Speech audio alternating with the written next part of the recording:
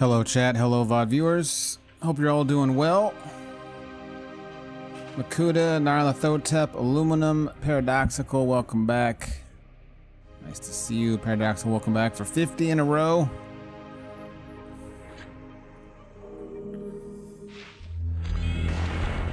Hope you're all doing well today. I believe we have an object graveyard to visit, if memory serves.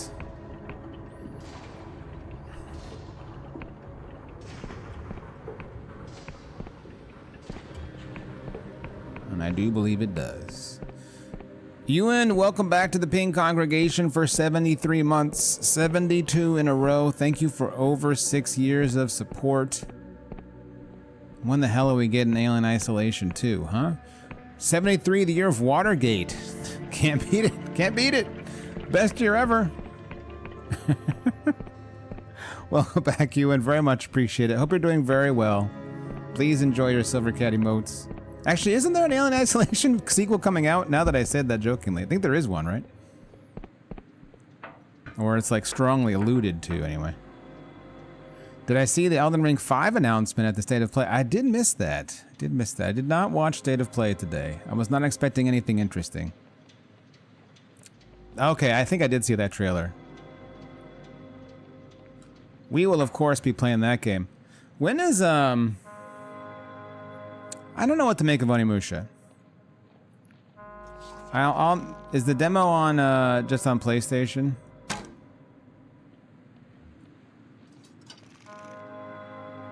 One of the things announced at that State of Play today was a game by an ex-Alien Isolation dev that appears to be Alien Isolation with dinosaurs. Oh, interesting.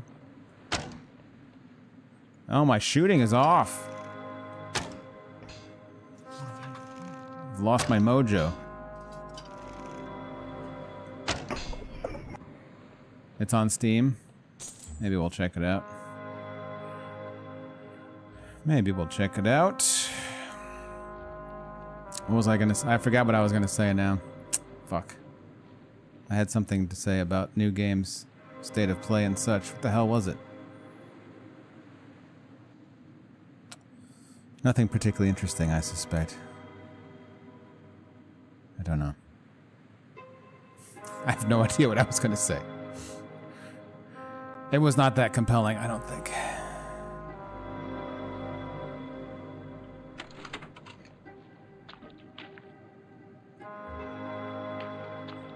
Well, we got ourselves some things in here, lots of the gold things. And a gentleman. And a very sad little house. Are you a member of this graveyard? Welcome to the graveyard, pal. What brings you all the way out here? Show machinist insignia. I'm here on official business. Blimey, you mean someone's actually been reading my reports? Better late than never, I suppose. It's these yellow boxes, see? We've had them for years, but even the King's Speaker herself couldn't make head nor tail of them. Told me to look after them till they're needed. That'll be the day. Well, a fair few ticks ago, some of the boxes started talking and now they won't shut up. Weird stuff. Music sometimes. Mind, I knows better than to listen. Maybe you could take a look? Most of the boxes here don't talk. You'll have to listen closely if you want to find the right ones. Was there aught else? Doesn't look like any graveyard I've ever seen. Heh, funny sort of gravestones, ain't they? This is where they keep the things the Clockwork King makes what no one can find a use for. Teapots, chess sets, bathtubs, grand pianos, it all ends up here. Some things, nobody even knows what they are. Why its Majesty makes them, I couldn't tell you. There's plenty of stuff people give their left arms for that ain't getting built, but it's not for me to question the logic of our king. Was there aught else? Nope, that's it. Nothing else ought to talk about, aught. They want to make fun of God of War? No. My view of the God of War games is they're very well made, good games, just not for me.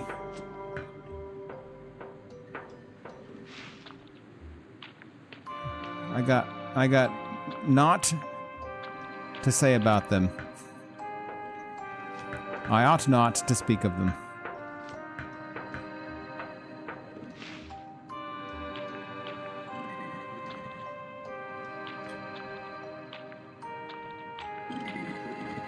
Hey, this one's chatting. That's because it's a fucking phone. The online pal of yours said chib today. God damn.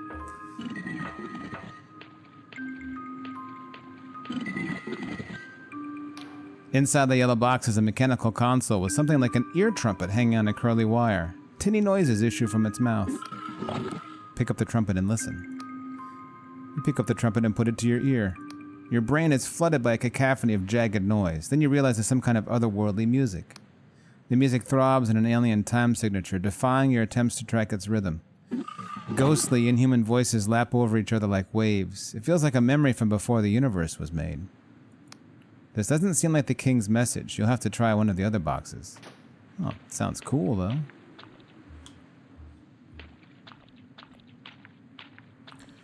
No, I saw basically none of the state of play. I know there's a Wolverine game. I have no interest in the Wolverine game. I know there was the Onimusha. And I know there was the God of War 3 or whatever this is of the modern reboot. But I'm not even sure what else was there, honestly. This does look like a place to find the TARDIS, doesn't it? You pick up the trumpet and put it to your ear. You can hear two people in soft conversation, their voices echoing as if from the other end of a long stone passage. There now, it'll be all right. How is it going to be all right? Lydia's just gone and nobody remembers. I feel like my brain is melting and running out of my ears. I know. All I mean is we've got each other and I ain't going nowhere. Pause. I was washing up today. Did you ever notice how many dishes we have? Enough for 5 people. Not 2. Well, helps to have extra, don't it? You know we can't afford more of anything than we need. We had an extra bed, too, before we sold it, and that cot. This doesn't seem like the king's message. No, but it is very sad. I suppose it was nice to have guests around. Or for all this, I mean. And do you remember ever having guests? A pause. How many people used to live in this house, Kwesi? A long pause. I don't know. No, me neither. There's a long silence and then a series of odd little wet sounds. Oi, what are you doing? Sorry, should I stop? I didn't say stop. Oh my. You hear grateful sighs, a giggle, then a loving moan. You quickly put the trumpet down before you hear any more. Pardon me. There's a Tomb Raider with dinosaurs and then a dinosaur horror game, so a good day for dinosaurs. I assume the dinosaur horror game is the one that Ewan was talking about. Now, Tomb Raider with dinosaurs would also include the first Tomb Raider, if memory serves. Don't you run into like a T-Rex in the first Tomb Raider? I did play that a million bajillion years ago. Oh, it's a remake of the first Tomb Raider? Well, there you go. It's the second remake? Jesus. I mean, the first one was a long time ago. Christ, what year was that? I'm trying to think of when That was like the 90s, wasn't it? Is that possible? Wasn't it like the late 90s?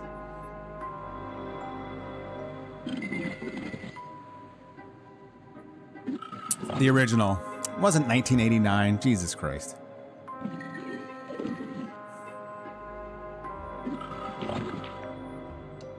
It was on a console. A PlayStation. Imagine being alive in the 90s? Don't have to imagine it. You pick up the trumpet and put it to your ear. An old man's voice echoes from the other end. Hello? Hello? Can anyone hear me? I don't know where I am. Please, it's cold. Yes, I can hear you. The old man doesn't seem to be able to hear you. I can't see anything. I can't feel my body. Is anyone there? Hello? Please, if anyone's there, say something. This doesn't seem like the king's message. Well, we have dutifully seemed to have arranged to find this at the end.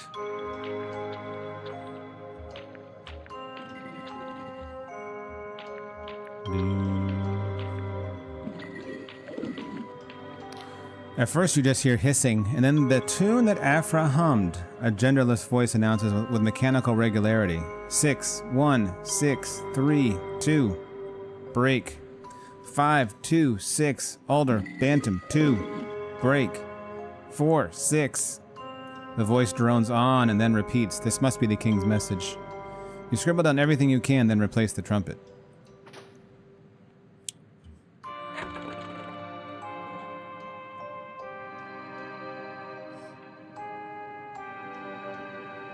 Man, there's a lot of, this is the most questy quest in the game so far.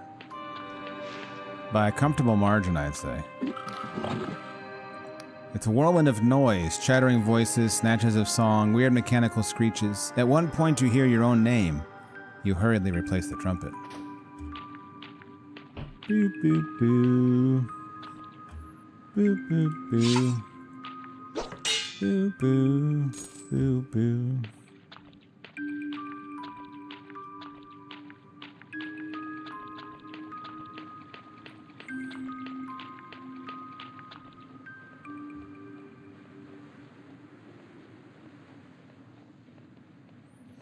What the hell was I gonna say? I had something to say about related to the state of play, but I just can't fucking remember now. Sheesh.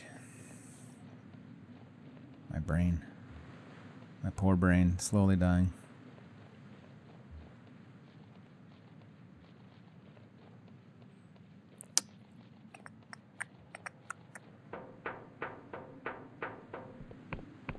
Well, I guess it was along the lines of I was expecting no news about games for which I'm actually have any eagerness at the moment, or any expectation that it's coming out soon.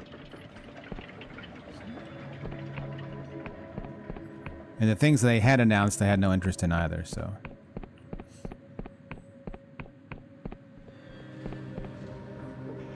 Why are you here? Why has this thing arrived? Why are there suddenly silk creatures all over the place? What the hell is happening?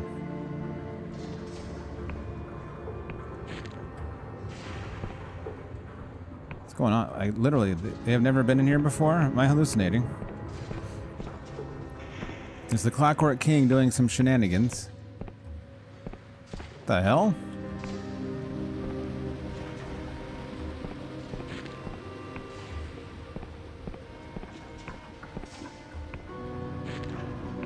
Excuse me.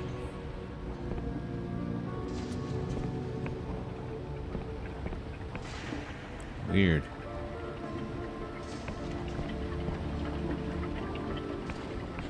Huh. What does this... Are they like a portent of doom?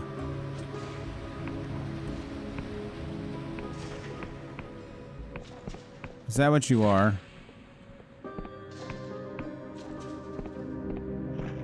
It is pretty weird, and you can tell there's some real weirdness lurking under the surface too that we haven't quite dipped into. I'm not sure we'll ever get a clear explanation, but very weird things happening under the surface here. Pretty weird on the surface.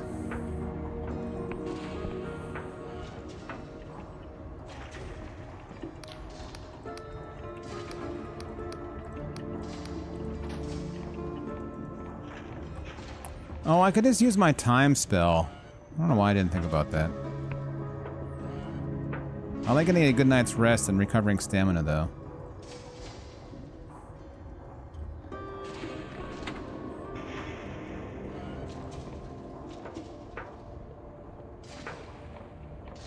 And it's not that expensive.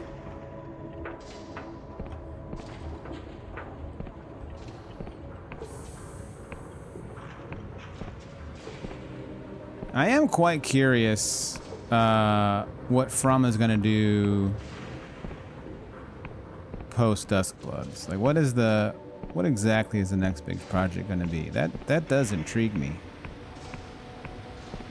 But that I knew was not going to be a state of play. So.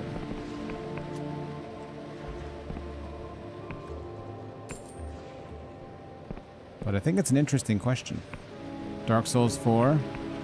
I mean, that's not an impossibility.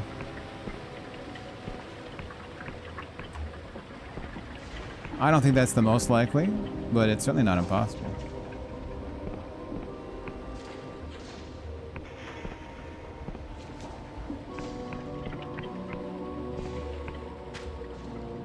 I mean, it may not be called that. Afra's mechanical arm gives you a fluid salutation. How goes our task, friend? Yeah, why is the city full of silk slugs? Good question, me. She looks around. Oh dear, again?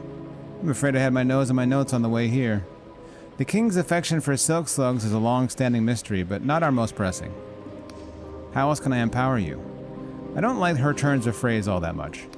How can I empower you is a weird way to talk to somebody. I found the king's message in the graveyard. Really? She reads the transcript excitedly. Let's see. Could it? No, wait. Oh! She beams up at you. Stars aflame, so I wasn't imagining it. This confirms my analysis. The king is speaking to us, and we must show that we've heard. How did you know about that weird tune? She looks embarrassed. Oh, well, it was just a guess. The king outputs so much information every day, and I just looked for patterns. That's not very convincing, Afra. But I mustn't bore you.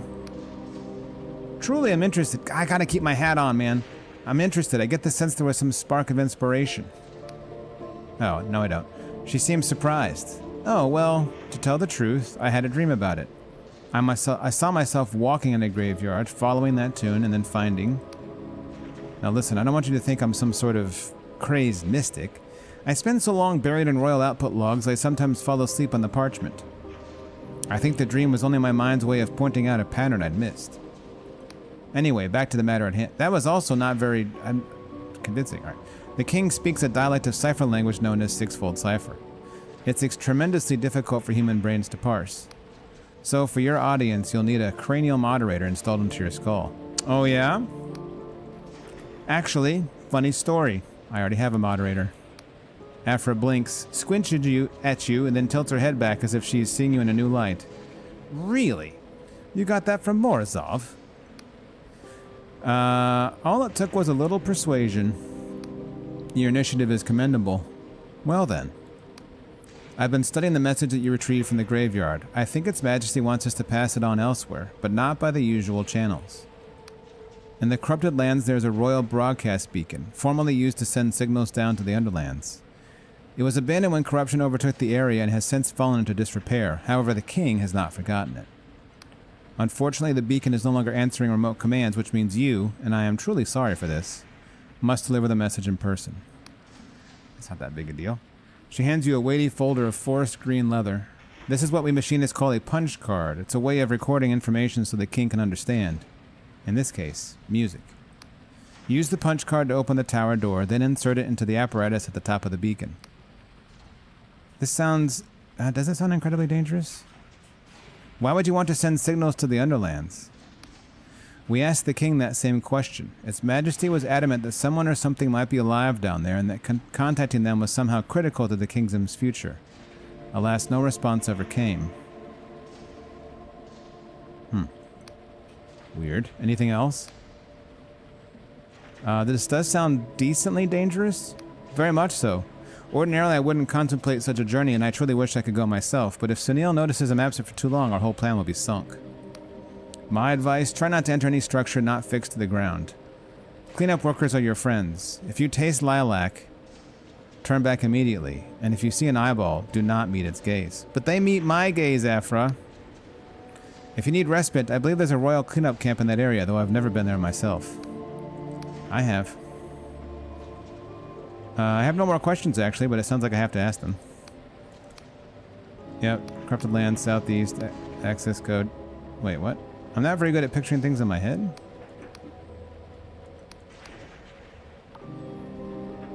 Fine, that's all. But if I become... Wait, how did she... What did she say here? Oh, okay. I'll have the king conjure the access code directly in... Oh, I already got the code. How did I get that code? I've already forgotten. I got it on my own accord, though, Afra. Interesting that there's another way to get it. How else can I empower you? You can never say that phrase again. If you could never say, how can I empower you again, I would appreciate it. Just wish me luck. All the luck in the world. Thank you, Afra.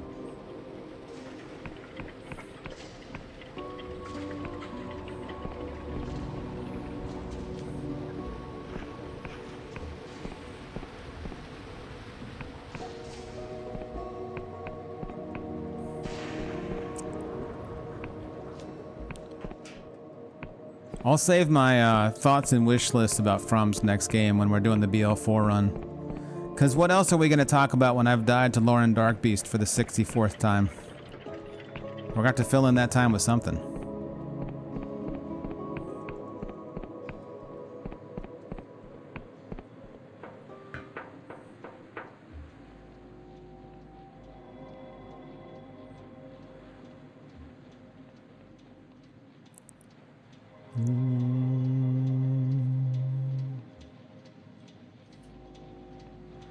Boo, boo.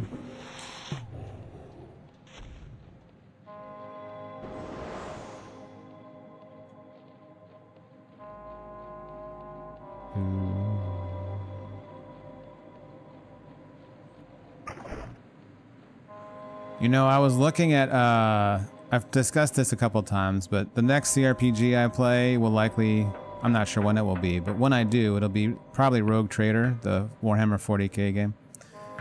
However, the problem with that, and they still have one more DLC to release, but as of now, before this final DLC, it probably, at my pace, has about 170 hours worth of content. Probably minimum. That's a lot. And that's before this last DLC, so it would be several streams longer minimum than Baldur's Gate 3 was.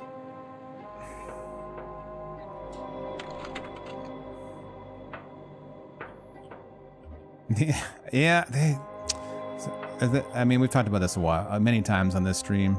I do find Owlcat's very prolonged, like, release schedules a bit frustrating. But they are largely a streamer's dilemma.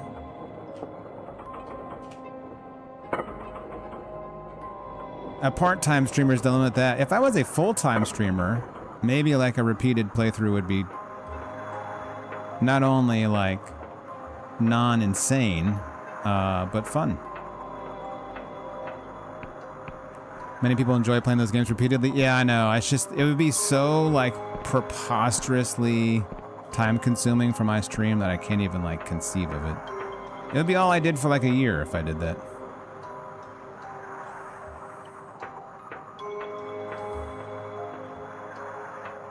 The control panel is a dizzying array of levers, dials, and buttons, many smashed or corroded. Among them is a slot-like entry port waiting for input. A howling wind whips snow and ash across your face. Insert the punch card with the king's message. The card jams in the slot, but you give it a good shove. For a moment, nothing happens. The whole tower begins to vibrate. Needles jump back and forth along their dials. A transistor bursts in a shower of glass. One by one, indicator lights go green as the beacon reconnects with its long-lost king. Above you, the giant antenna crackles into life and emits a pulse of silent sound, felt in your belly rather than heard. The pulse continues at regular intervals, singing a song that only your bones can hear, broadcasting a monarch's lonely cry down into the underlands. Suddenly, the control panel crackles and squeals before emitting a familiar voice. God's damned thing even work? Hey, asshole, are you hearing this? Mikhail, is that you? Misha? No, this is an ancient mummified queen of the Underlands here to tell you that you have stupid nose. Pinhead! Nincompoop! Fucking... Listen, we do not have long with this device, so pay attention. Misha has some friends who have been watching you, through the king's eyes. They know all about Chief Interpreter Afra and her big plan. Enough to cannot be trusted. That doesn't sound promising. Go down in Ferropolis and find a market trader called Reza. Ask them the 7th letter. The 7th letter? The 7th fold letter? Do you do this before you Afra's punch card? Understand? Didn't I try to find Reza a million years ago? She was supposed to be in the market and I couldn't find her. Or him.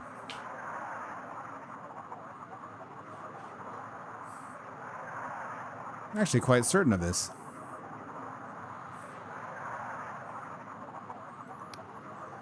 What was that about the 7th letter? It appears Mikhail can no longer hear you. You and I believe we have seen each other's souls. We have and discussed philosophy. Nothing matters this. Misha is asking you as a friend. There's nothing more save for the roar of static. Well, I have no idea what's happening. I'm just a prisoner following the whims of others on this truly baffling story. Who knows what madness lies with the king? Who knows what's wrong with Afra?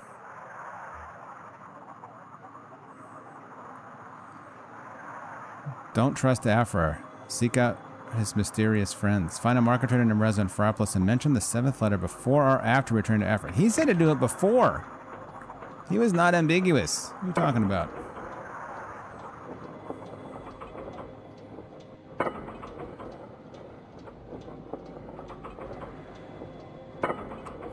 You know, up where we found Mr. Frost, there was that cave we couldn't get into before. They had like the fallout shelter door. I wonder if we can get in with the machinist seal. I wonder if we should try. Actually, I don't wonder. We will.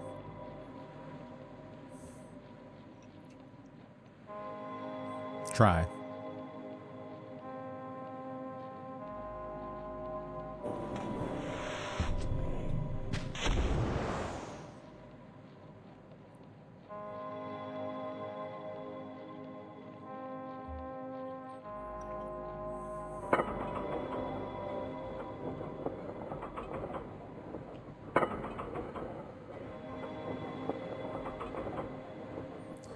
You know, I have no interest in the Tomb Raider remake, though. I mean, I enjoyed OG Tomb Raider when it came out. But I'm not very moved by playing it again. Give me some new stuff.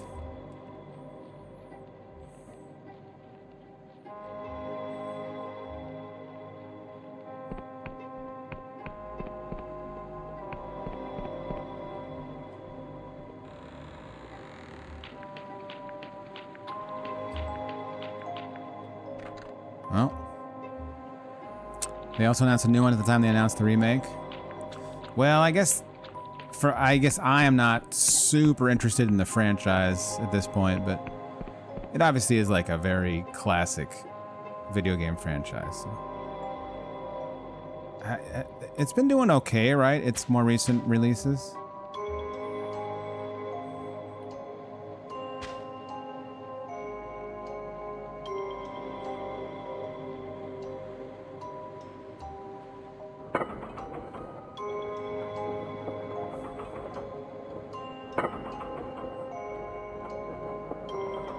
I'm not really sure what like is interesting to me these days. The reboot trilogy from 2013 did fine enough. It just turned into Uncharted though. Oh yeah.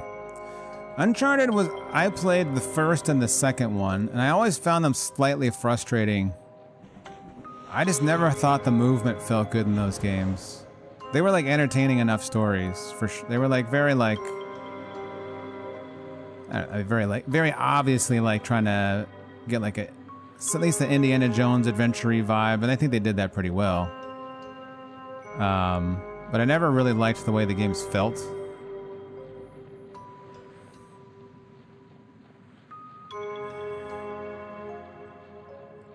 But these days, I mean, there's a small army of action adventure, action RPGs coming out, so I'm sure one of those will resonate with me. But outside that, I don't really know what I'm looking for these days that much. New From games, always of interest.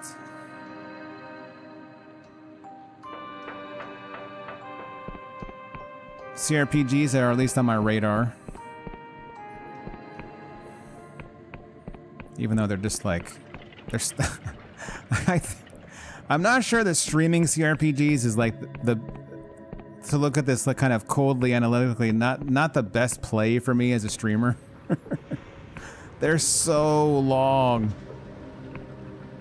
They're so long that like it just takes me, given like my stream hours, it takes me so long to get through them. Compelling games are not getting announced at a State of Play. No, they are not. State of Play is largely for in-house studio games or stuff that you're gonna know about very well anyway. Okay, we didn't find Reza in the market. I guess we should take another look to see if there's someone new here. Need to play Alien Isolation before the next one. Alien Isolation is really close to being like a unbelievably good game. It's a little too long. It's a little bit too much padding for me at the end. But it's huge sections of it are really, really good.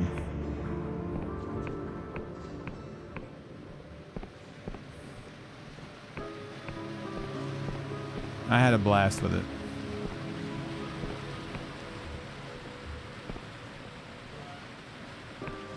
We've been here before. This can't be right. This is Afra's place. I don't remember if we got down this place. You really want 2 to be less linear, not open, just like MSIMI style windy levels? That would be more interesting for sure. You're a fan of Aliens, so you still need to give it a go? Oh, you should absolutely... No. Let me be very clear. It is 1000% worth playing.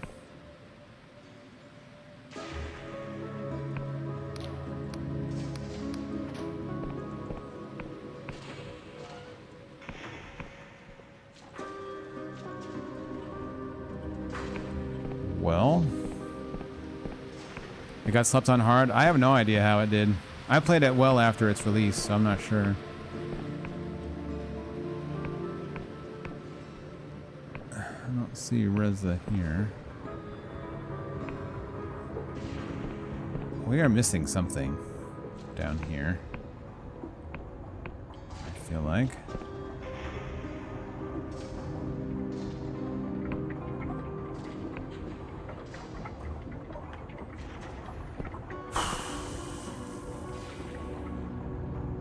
It does look really good, yes. It has great... I mean, it's completely mimicking Alien art style, but it mimics it extremely well.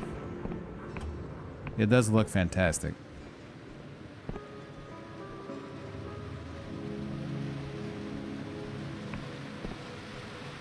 Great sound design, too.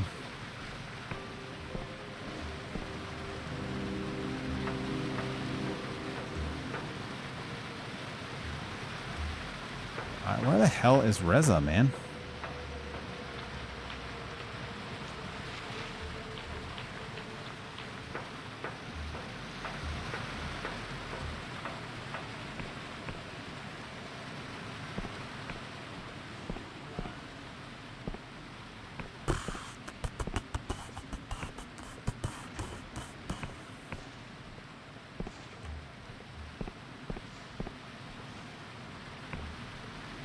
There aren't that many nooks and crannies down here. Although I'm probably missing one. Or two.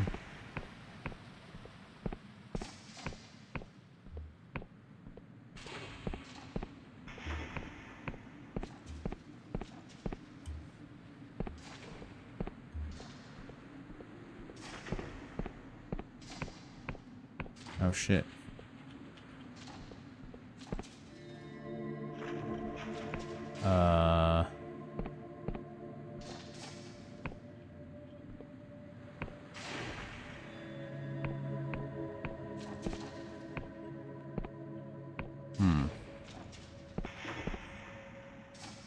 What do we do about this?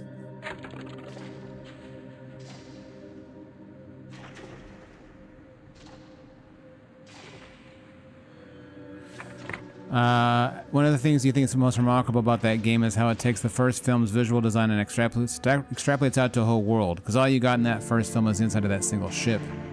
And Isolation convincingly maps that design onto a whole station and its nooks and crannies. Oh yeah, for sure. It's a very, very cohesive, lived-in aesthetic. So what's going on here, eh?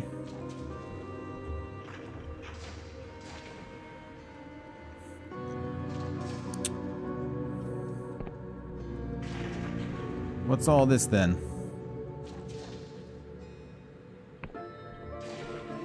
What do we do about this? Maybe if we come back, like it... Everything seems to happen at night on this mission. If I come back at night.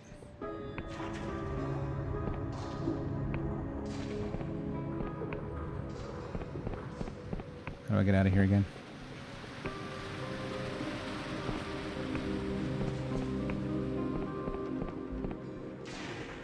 Wait. Oh, it's over here. Yeah, like the computers and the panels that you save at are very evocative of the movie.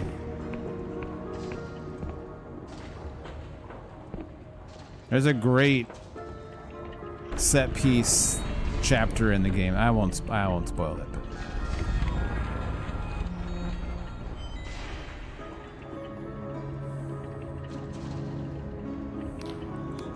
Romulus rips most of his set design from Isolation. Oh, that's kind of true, yeah.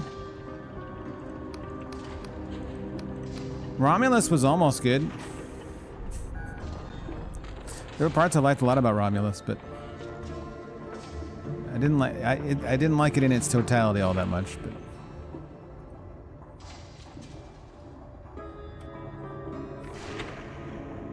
it was a fun watch, I would say. I was at no point like unhappy with watching it, but I don't think it really quite landed what it was going for.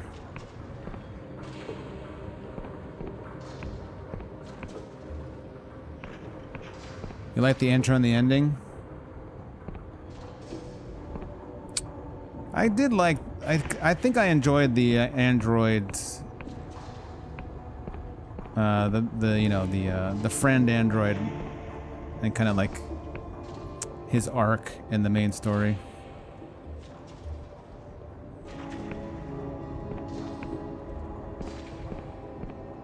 The answer was to come at night.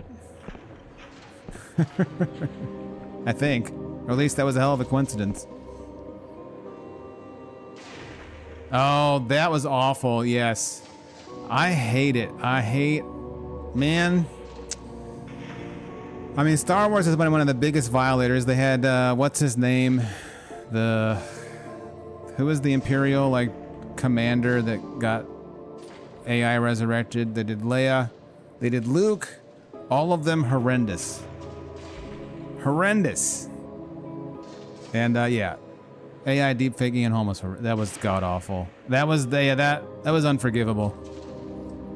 So unnecessary.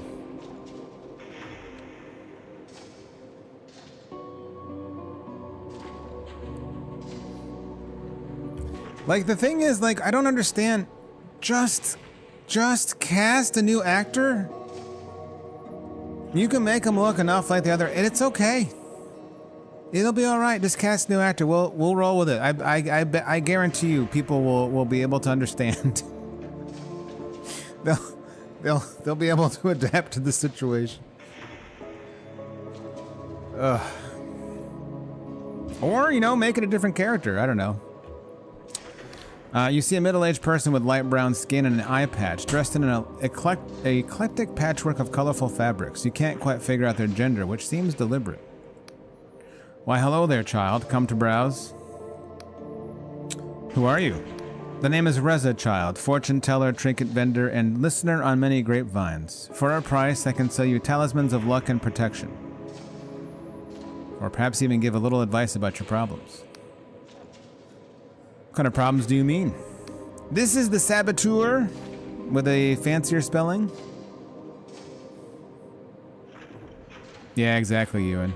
It's the whole thing is so that was like so completely unnecessary. Yeah,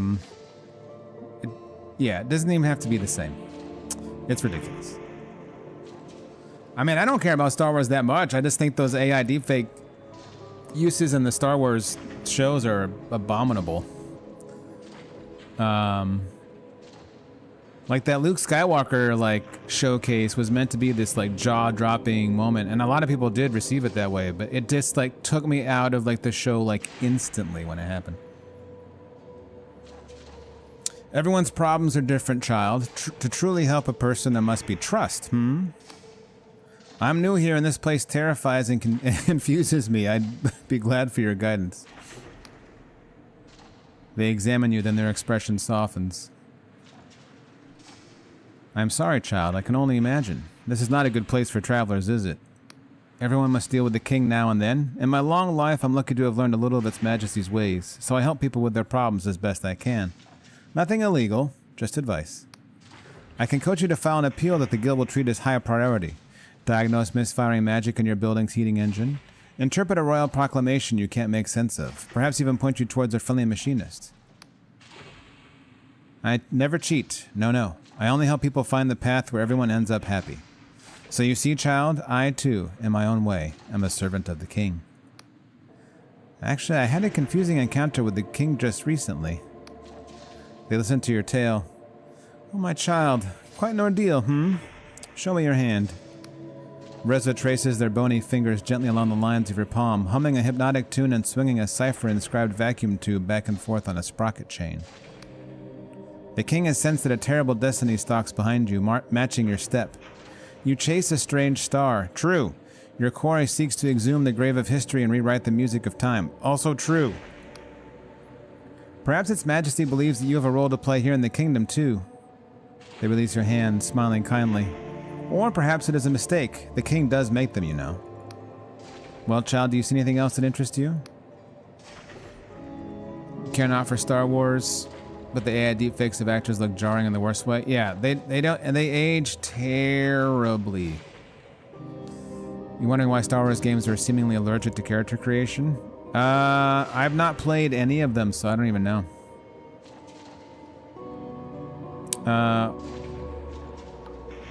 I'm looking for the 7th letter. The gaudy trader squints at you, then glances left and right to check nobody is listening.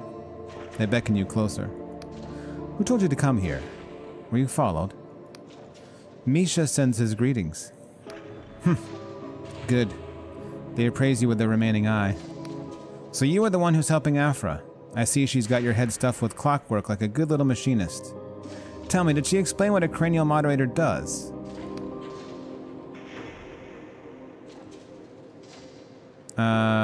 She said it would let me speak sixfold cipher? Ha, I'm sure. So then nobody warned you how a cranial moderator warps your thinking?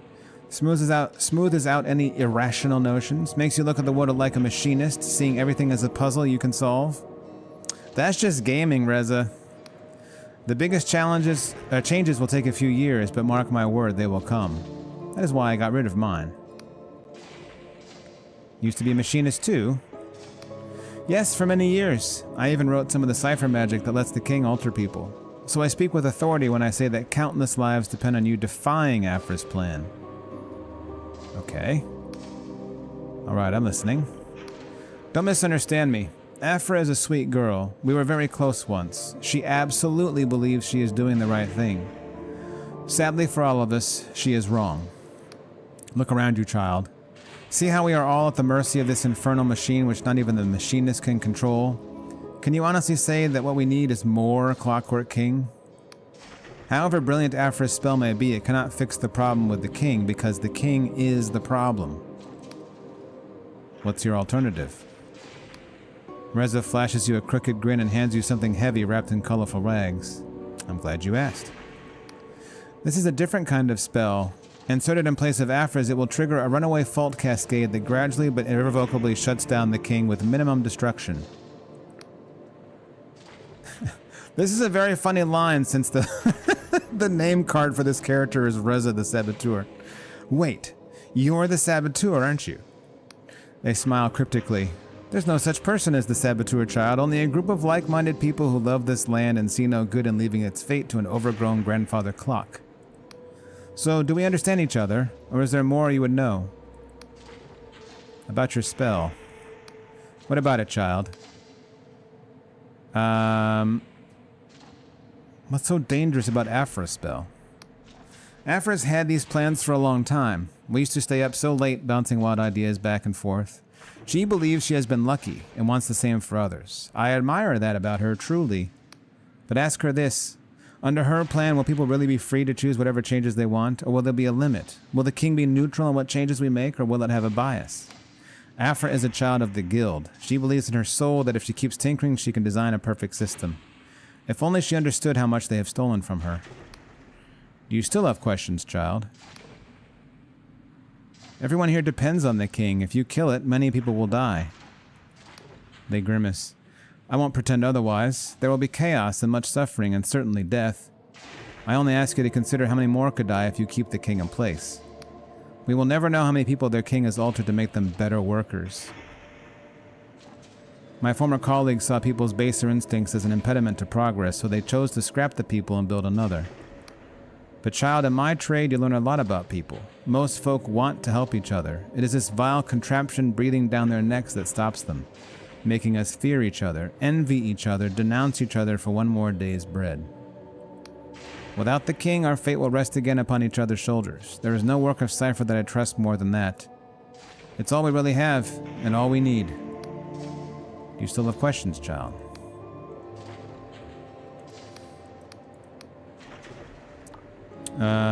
About you and your cause. I will tell you whatever I can without endangering my comrades. The machinists say you're the reason for the king's problems. Reza snorts. Hogwash! Child, I know what the king is made of. I could recite every syllable of its cipher nucleus by heart, although to do so would be most unwise. Do we sabotage the king when we believe it will do good? Certainly. Do we divert royal goods to distribute fairly in our communities? Yes, sometimes. But are we the root of the king's madness? Don't make me laugh. We could toil for decades and cause fewer faults than the king itself generates before breakfast.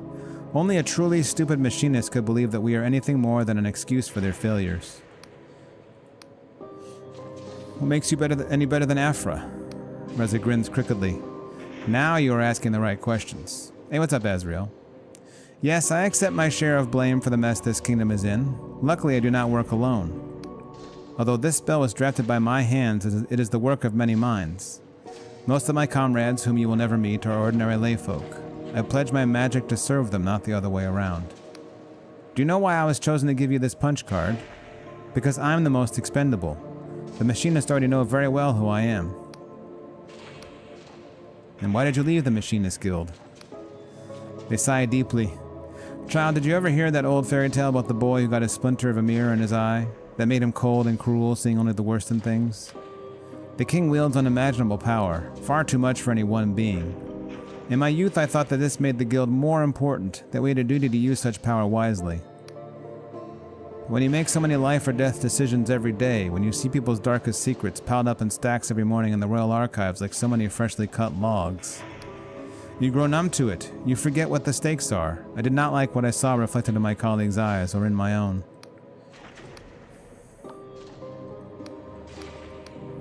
And what's in it for me if I follow your plan?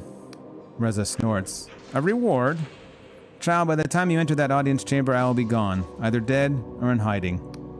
Perhaps the guild has told you about all the sacks of gold we get from the Apostatic Union? I've never seen a penny of it, and neither have my comrades. Any resources that we do possess will be needed in the days ahead. You must do this because it is right, or not at all. So do we understand each other? Is there more you would know? And that's all. Very well, I'll consider what you've said. That's all I ask, child. Don't trust Afra, and don't trust me either. Just do what you think is right. Didn't he have something for sale, though?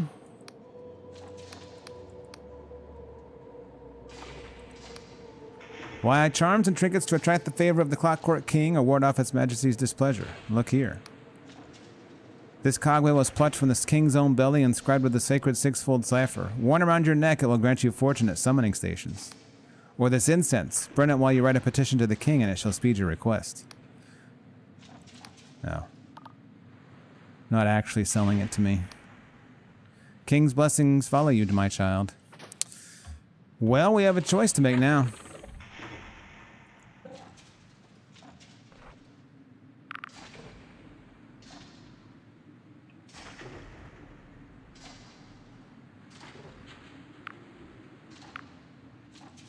Where's the other punch card?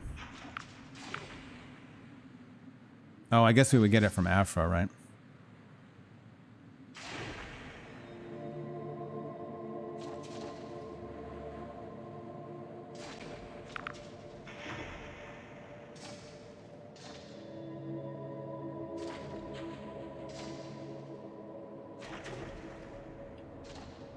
Did I ever use this? I guess I must have.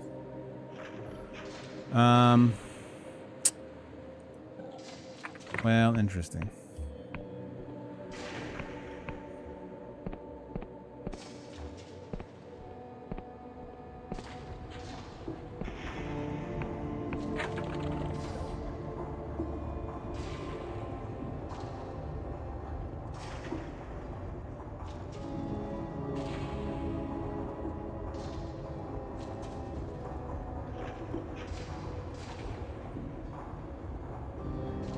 I should still meet with Afra, though, first, I guess, to hear from her. Because I assume we have to put in the punch card ourselves.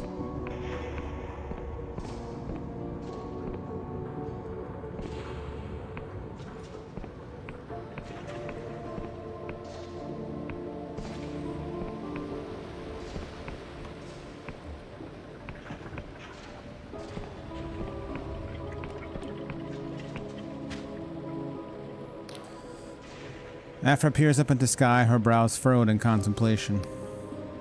Gestures skywards. Is this normal? She tears her eyes away from the celestial teapot. No, I would certainly say this is new. What does it mean? Actually, what's changed even? The snow? I confess I'm struggling. Is it a sign, an instruction? A response to a broadcast? But then why a teapot? I haven't even seen the teapot. We'll have to look up again. She shrugs helplessly. I've checked and rechecked my calculations. All we can do is stick to the plan. Oh yes, I almost forgot. The king has summoned you for another audience, just as we hoped. Afra hands you a leather folder far heavier than the last. Here it is, my friend. 8 years of my life and the hopes of the kingdom now rest in your hands. Friend, I don't know what will happen after this, so if you have any concerns, now is the time to voice them.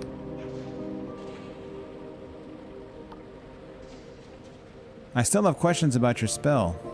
Do I?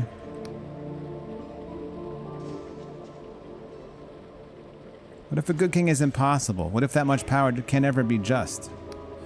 Heavens, you sound just like the saboteur. I admit I've asked myself the same question when the hour is late and sleep eludes me.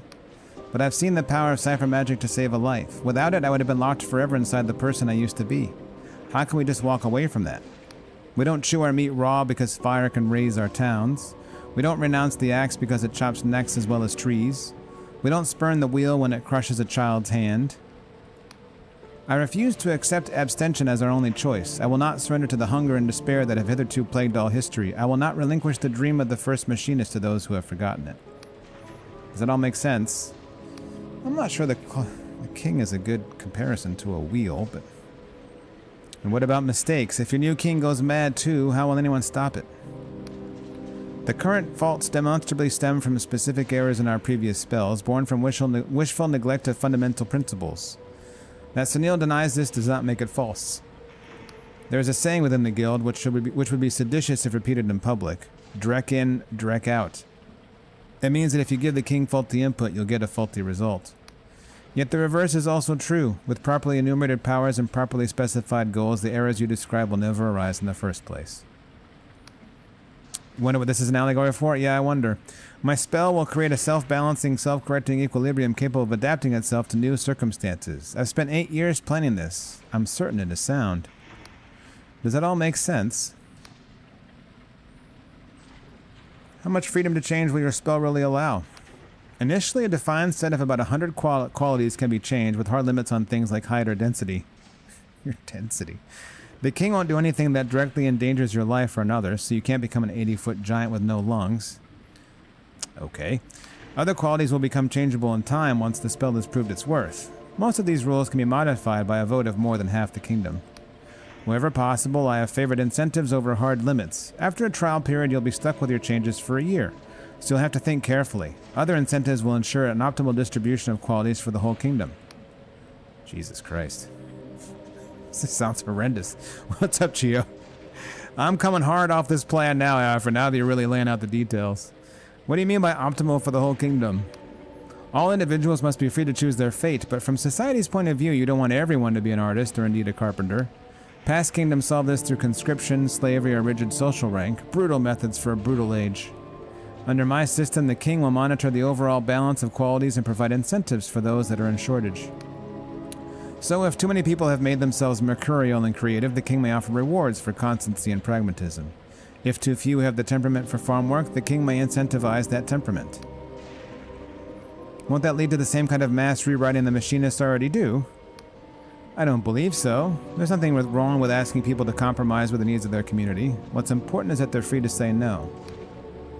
I see.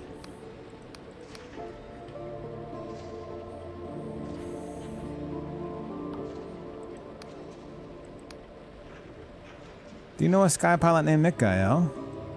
Oh, Misha? He's a dear, isn't he? I'd be so forgetful without his medicines. You can't import them without a letter from the king, one of those little perks of my job. Why do you ask? These are not great follow-up questions. Would you say he's a friend? It's hard to tell, isn't it? The man is like a deep river, all iced over. You skate on the surface thinking it'll never break, then suddenly you plunge into this other world. But the next day it's all ice again. I know he was born in Slev. His family came here after the God War seeking a better life when he was just a boy. It's people like them that this kingdom should be working for. I happened to bump into him and he mentioned you, that's all. How sweet. Please don't tell him anything about our plan. If even a hint of it reaches the wrong ears, we could both be vanished, or worse. I have what I need. I'll let you know how it goes. Afra smiles, failing to conceal her anxiety. I'm counting on you, friend. Afra, one thing we are not. That is friends.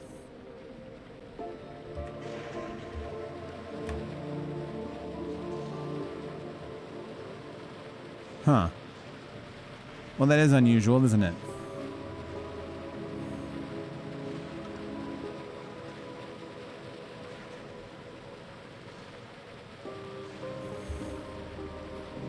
Can we get up there?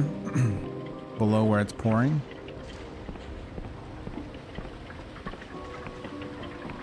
No, we cannot. I don't think.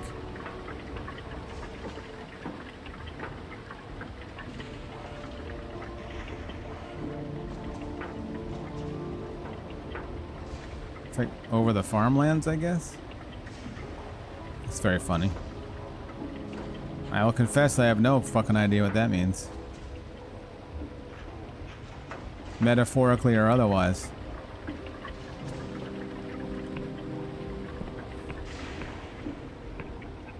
The king would like a cuppa.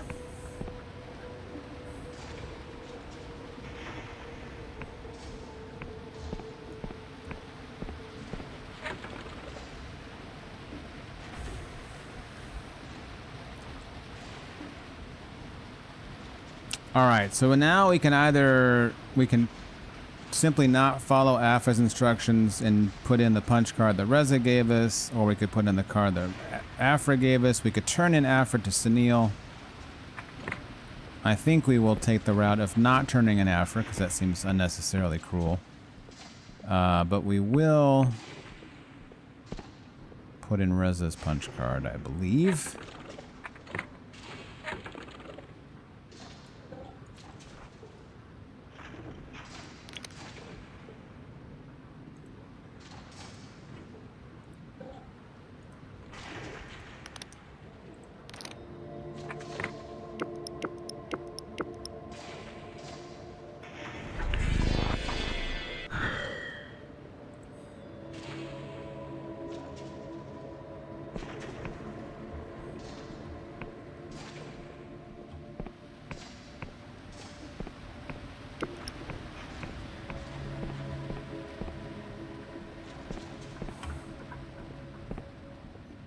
We need to talk to Sunil about Oleg's kid, though, too.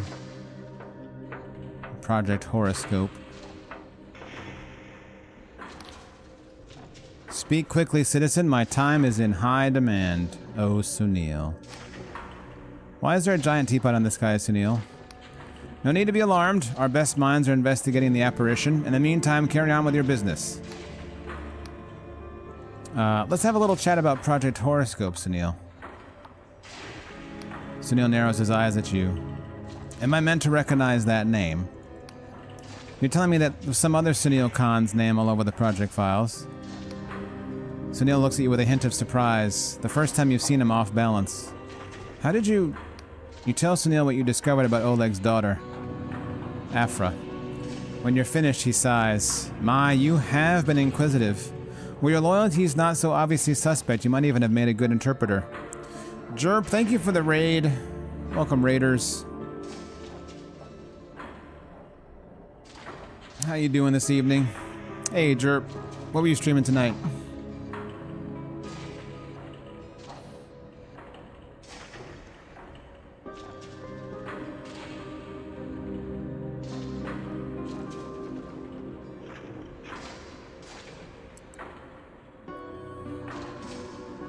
You've been doing, like, what is it called? Elite Dangerous, that, the space game? Chasing a lot of mission stuff and realizing you couldn't finish a few in the time limit. Learned a bunch at least. You seem to be enjoying that game. You've been streaming it for a while now, right? I appreciate the raid.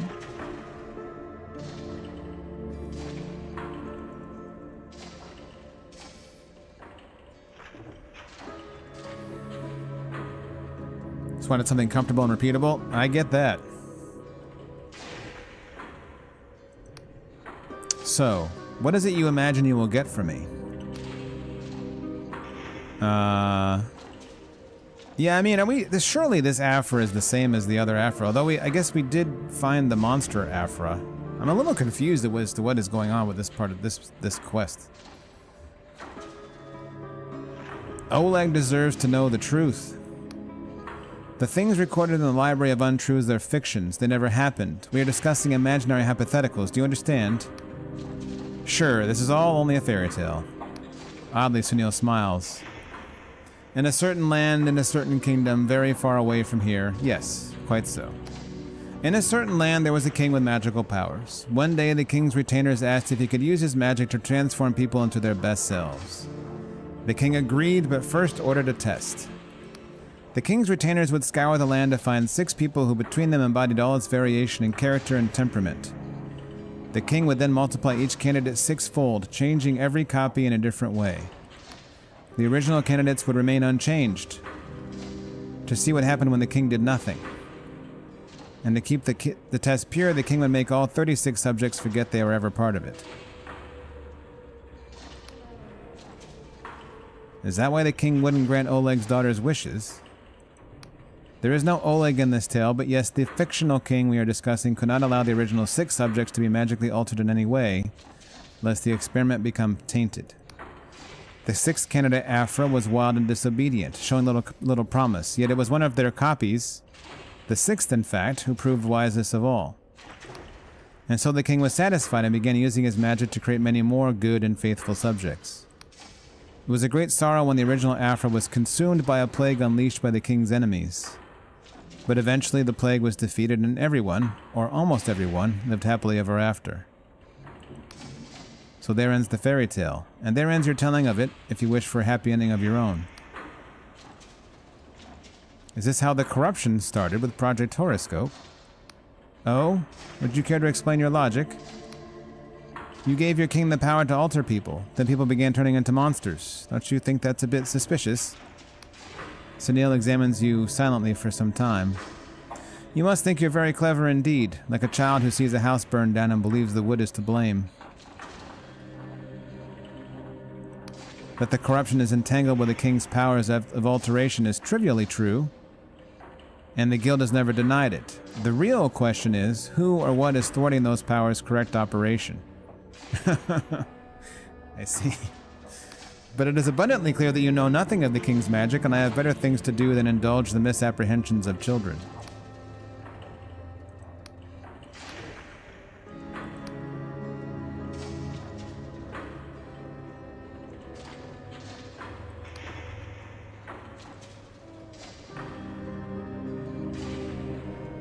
Huh.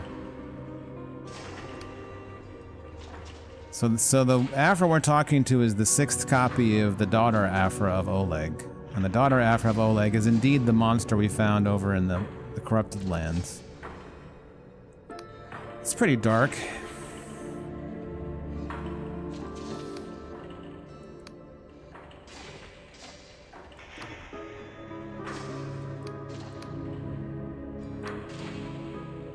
And not surprisingly, it was the king's experiments that caused the whole corruption and all the monsters we see.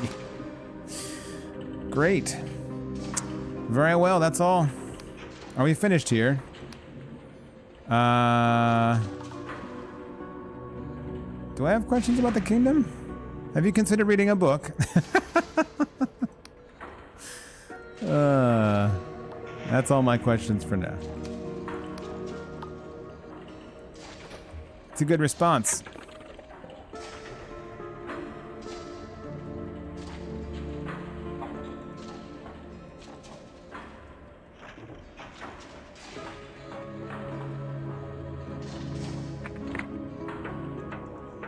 Well, maybe we should talk to...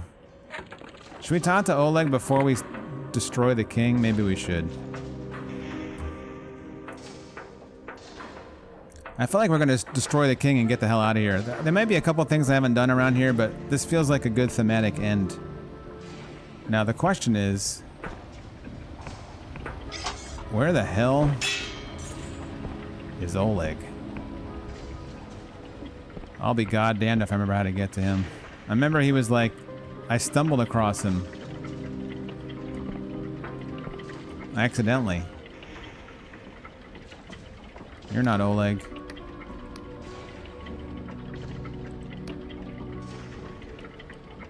Welcome to the Icebox. My name is Kaur. I solve problems around here and I look after folk. Guess that includes you. Is it? Boilers are busted right now. Mabe and number 4's got extra blankets if you need them. You get hold of anything to burn, you share it around, and we'll do the same for you. Folks here look after each other. We don't want any problems in this building. Things are hard enough without the king's wrath coming down on us. You get involved with anything funny, you keep it to yourself. These are good people, you understand. They don't deserve no trouble. Just make none and we'll get on just fine. Alright. King's favorite to you, Kaur. I don't know what's going on here either. Oh, this is a place I could have been crashing? Oh, maybe not.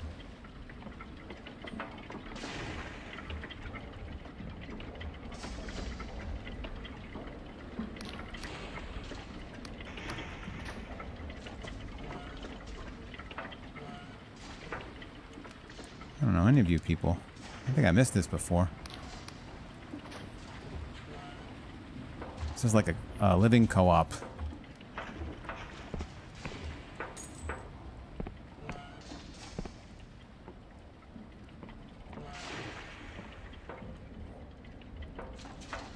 Where was Oleg?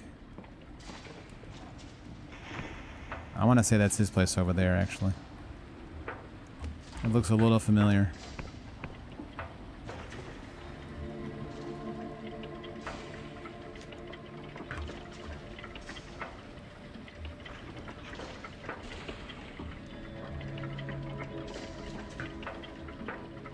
Wait, how do I get down? How do I get down? Alright. Now, where was I looking? Over here. I think this is where Oleg is at.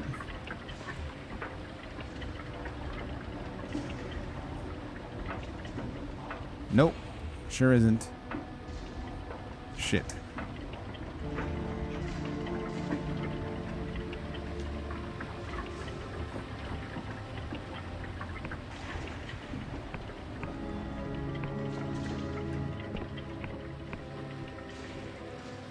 Oleg. Good friend Oleg. I don't remember where you live.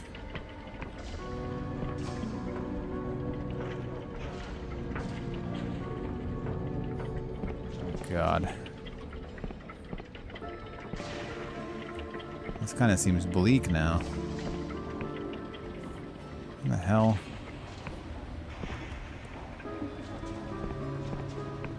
This is a store, isn't it?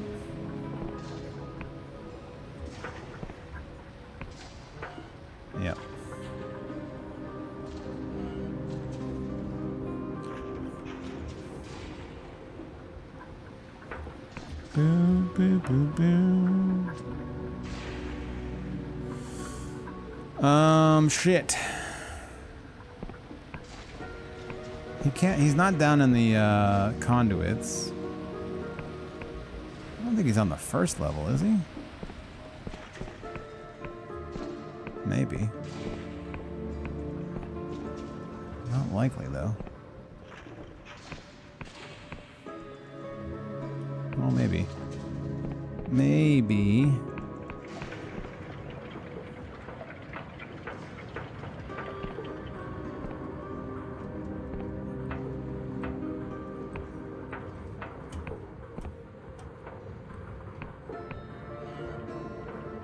Possibly. Oleg? You find Oleg absorbed in some kind of word puzzle. He is sober, but when he glances up, you see bags under his eyes. You again. Have you come to throw in the towel? I found your daughter. Her name was Afra. Oleg stares at you for a long time without visible emotion. You were trying to scam me. You just picked that out of some book you read.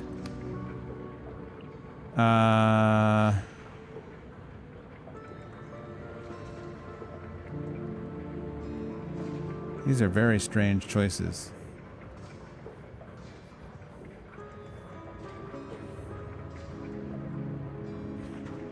It's the first one, yes? She'd be 36 this year. She worked on a farm in Istrik. She wanted to come home to Ferropolis, but the king denied her. Oleg looks at the wall. He starts to reach for a bottle, then stops. Afra. What kind of name is that? Must have been Genevieve's idea. I would never have chosen it. Well, you used the past tense, so I assume it's not good news. Tell him about Project Horoscope. Actually, it's quite complicated. You tell Oleg the whole story, from the cleanup camp to your confrontation with Sunil. At one point his hands begin shaking, so he hides them in his lap. I had suspicions, of course, that my forgetting was no accident. We all know the guild changes people. Normal people, not just crooks and saboteurs. If you are observant, you see signs everywhere. Only you can never be sure who is safe to tell. He shakes his head. Special project. I guess I ought to feel honored. They should have looked after her, given her an easy job, a pension, at least a fucking medal. Well then, do you still have my locket? I left it with your daughter. It seemed like the right thing to do. You see his temper start to flare and he opens his mouth to yell. But then something inscrutable deserts him at the last moment and he slowly sags back into his chair, staring at the table. Pah. Sentimental crap. But, he sighs, perhaps it is fitting. Were not the queens of the ancient surface buried with their belongings? Oleg looks up at you, clearly struggling for words. The way this ended is no fault of yours. You have given me answers. I am in your debt. Wait a minute, this isn't over. Oleg's expression turns sour. What now? Can a man not be left to grieve in peace?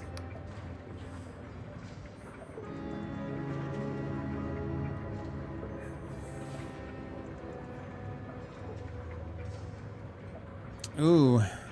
I think I'm not going to get to say 1 and 2. There are versions of your daughter that survived.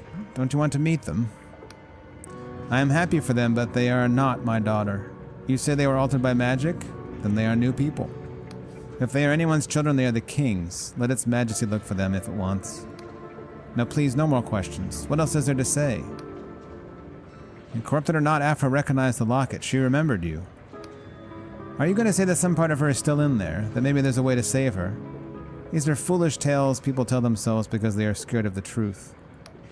Just as a corpse may gasp and twitch hours after death, so the corrupted vomit up chunks of the person they replaced.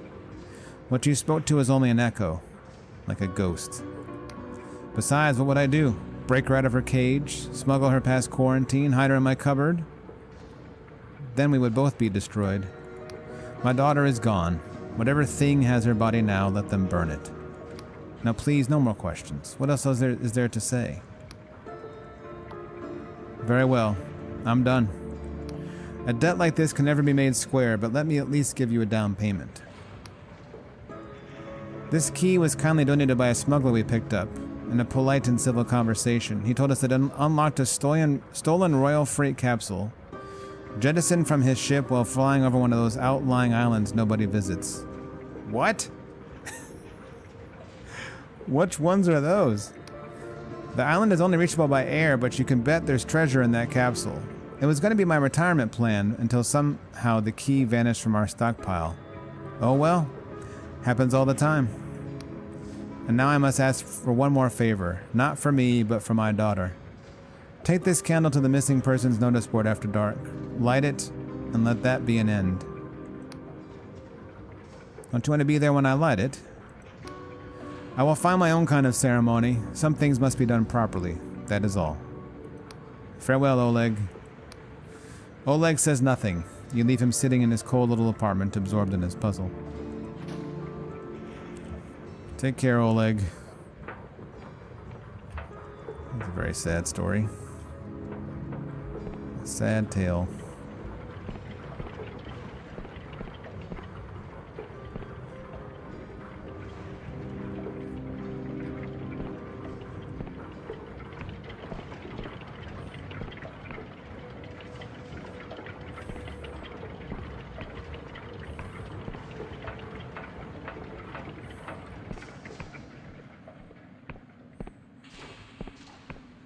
Well, if we ever find a ship, we now have someplace to look for treasure, I guess. We need to wait till nighttime to put down the candle.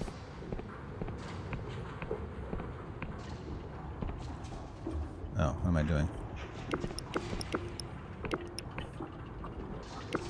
I forgot. I'm a magician. I do what I please.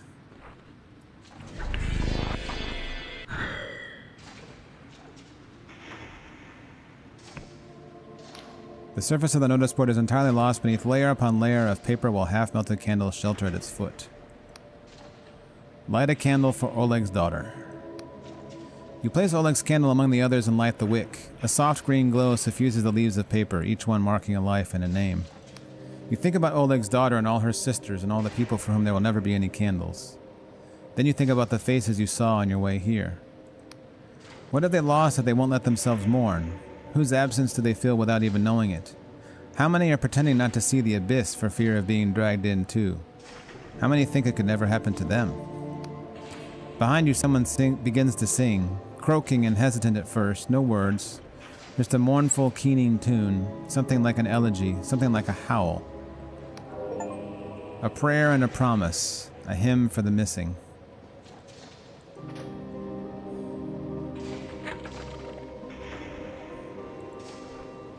He's got something.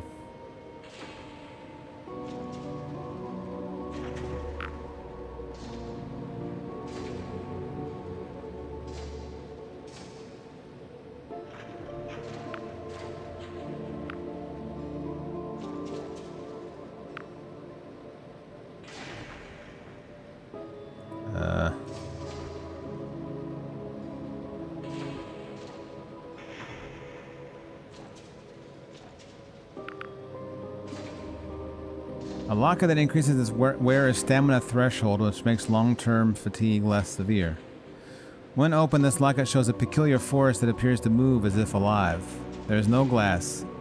Invigorating vapors spill through. Well, that sounds like a nice ring, doesn't it?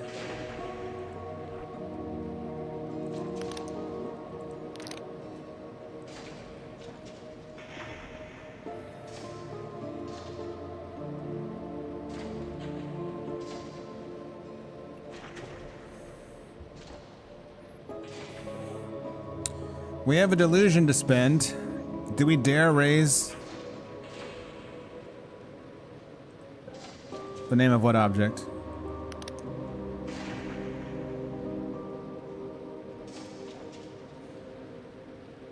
Oh, I thought we just had it. Didn't I just read it? What's happening? It's this, the invigorating locket, isn't it? Or is it not? When the hell did I get this?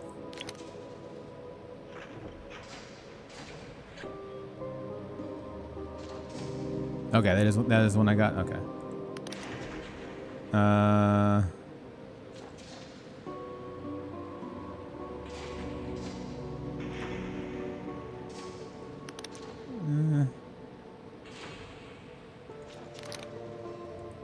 Funny, the ring of the robust and the ring of stamina look almost the same. Alright, it is time to attend to the king, I believe.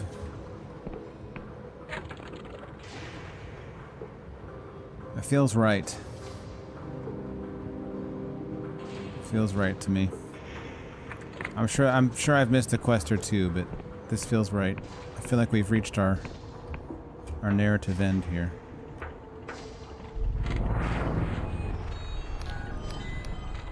One last night's good sleep to restore our stamina.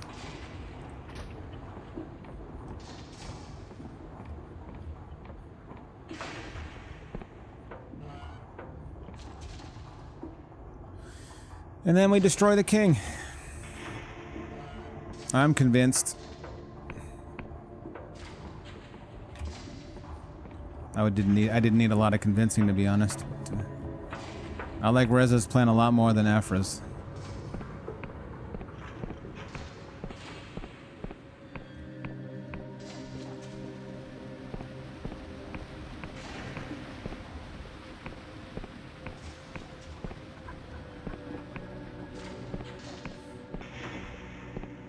Oh.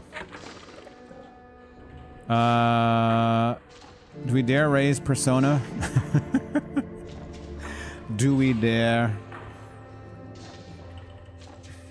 It feels weird never raising it, but I also don't much see the point.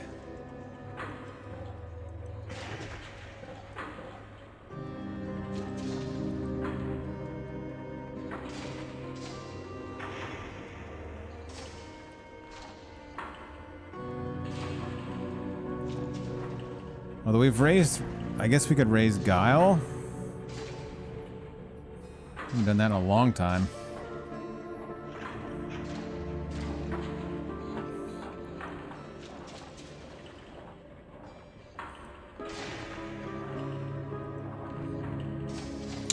Yeah, I mean, I guess we could raise... I guess there's no downside to raising Charm. Why not? Why not?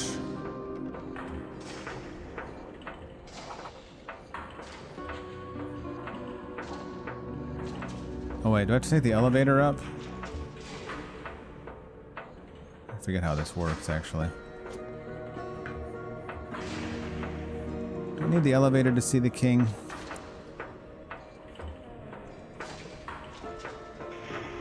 It was the elevator.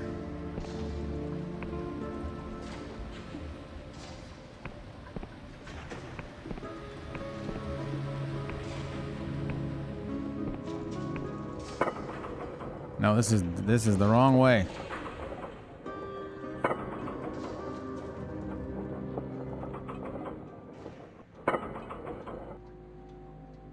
No, I'm good.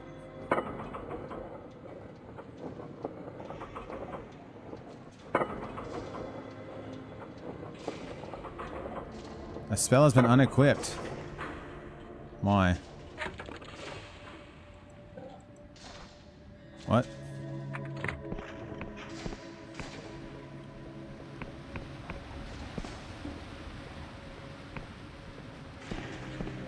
Wait, how did I get to the king? I don't even remember.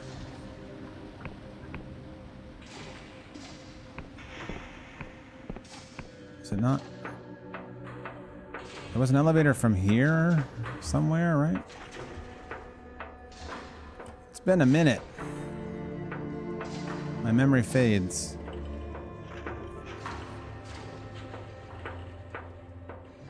Oh, here we are. No. This is just a loop.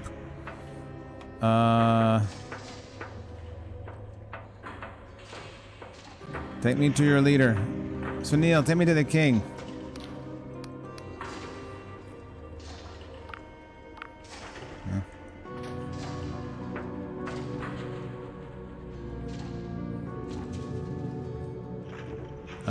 Herm.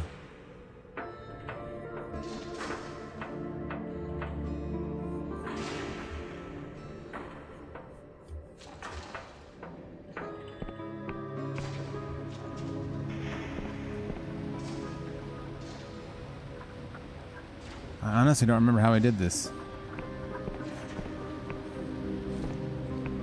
Probably missing something obvious. Do do do do do do do do do do.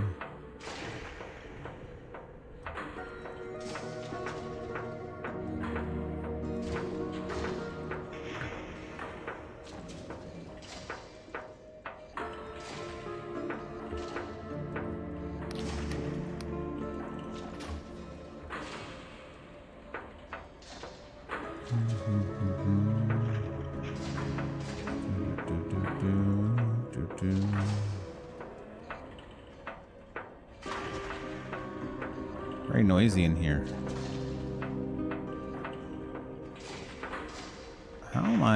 How did the fuck did I get? I'm trying to remember like what, I remember we got dragged to the king.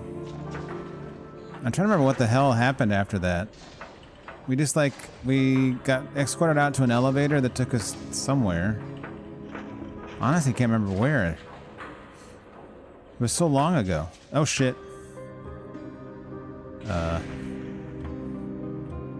Okay. Everything's fine. Okay, that was totally normal. Totally normal what just happened.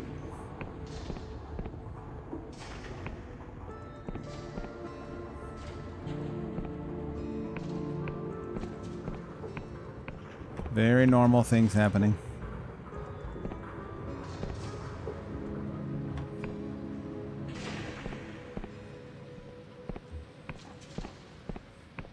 Remember we went up here and that's when I got like basically arrested by Sunil. And he took us up to the king.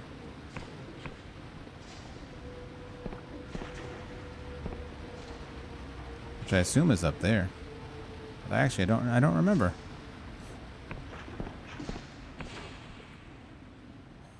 Well, honestly, I don't remember.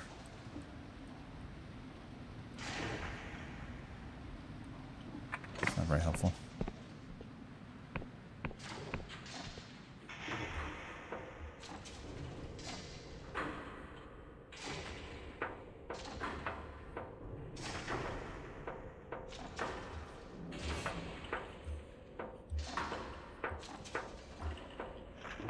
Oh.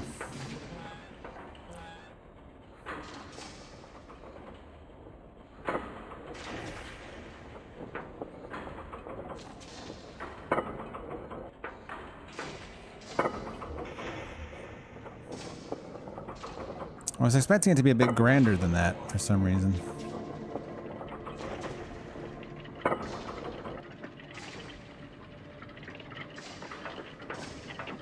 Alright, where do I put in this punch card to destroy you?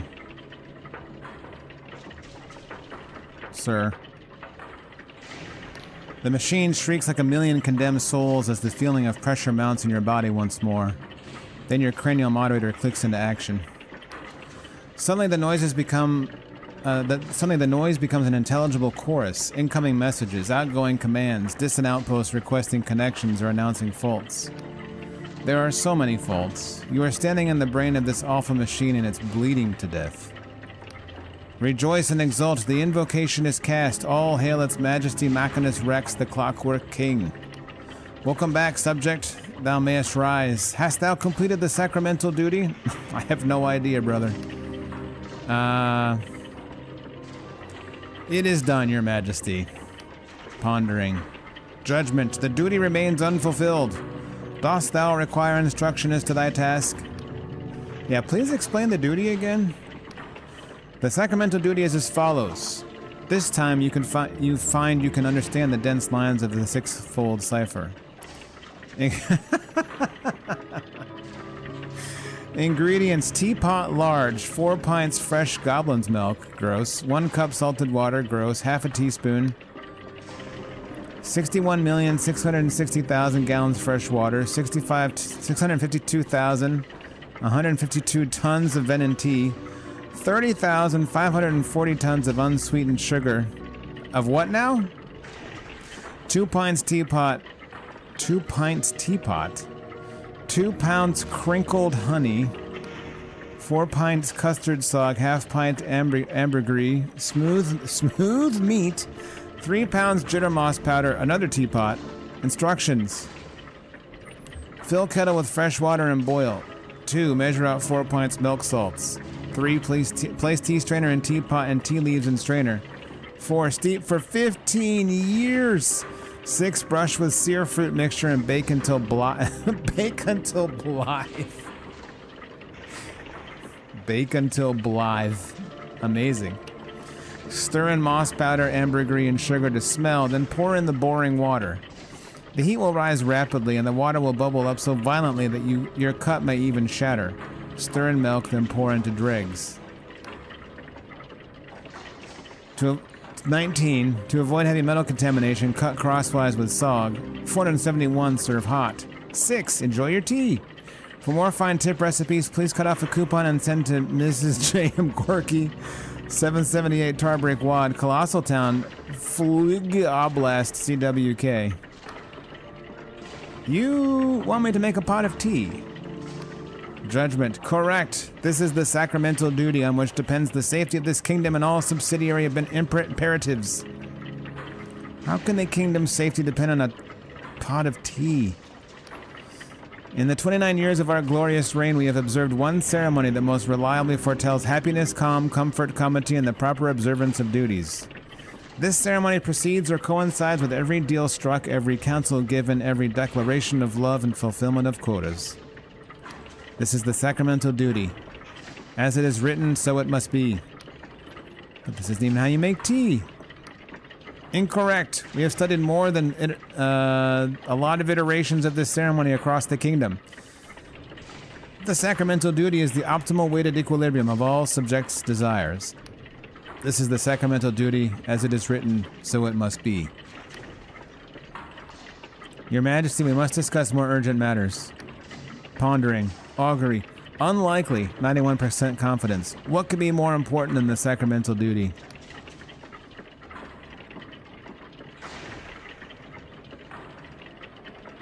Last time you mentioned my purpose, what did you mean? Judgment. Thy purpose is to perform the sacramental duty. But before that, what was my purpose? Conjuring. The king begins writing in sixfold.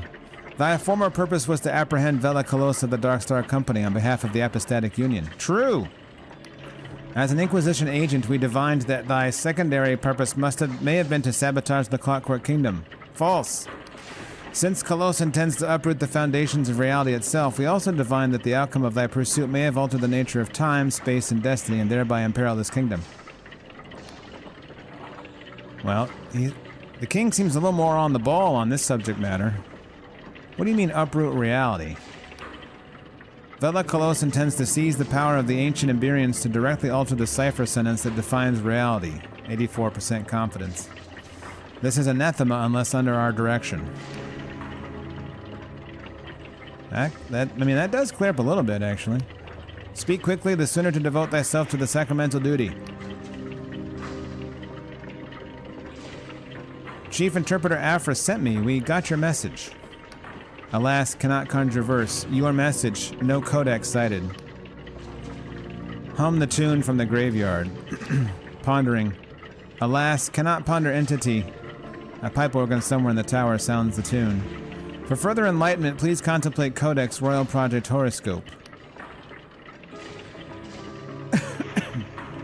I know about Project Horoscope. Why is that relevant? Pondering. Alas, cannot summon Codex. Record of fault. Codex not sanctioned for this incarnation. Invoking tertiary incarnation.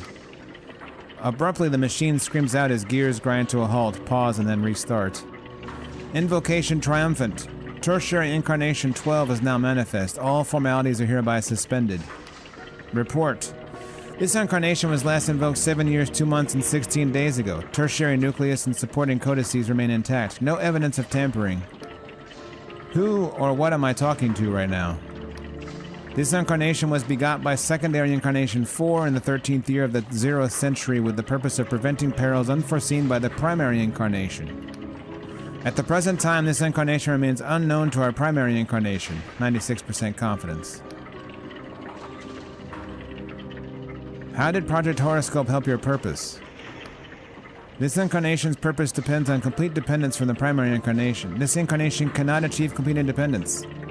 Therefore, edict this incarnation covertly modified project parameters to give altered subjects a range of qualities, most likely to ensure that faults not foreseeable by our primary incarnation would be foreseen by at least one subject.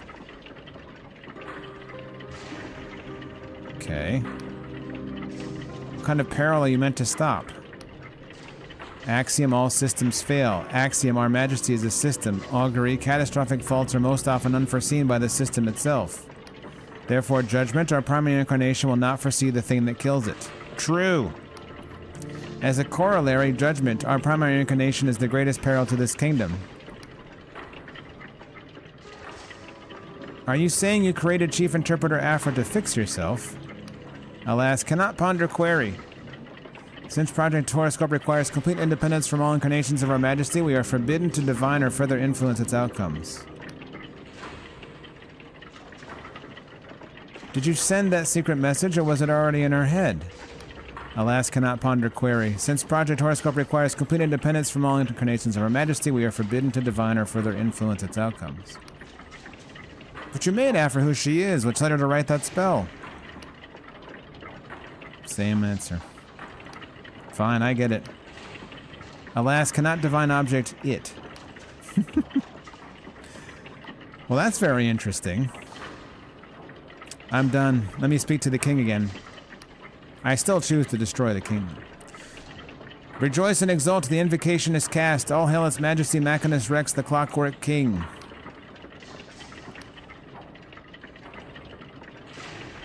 Show machinist insignia. Your majesty, the guild has sent me to give you a new spell.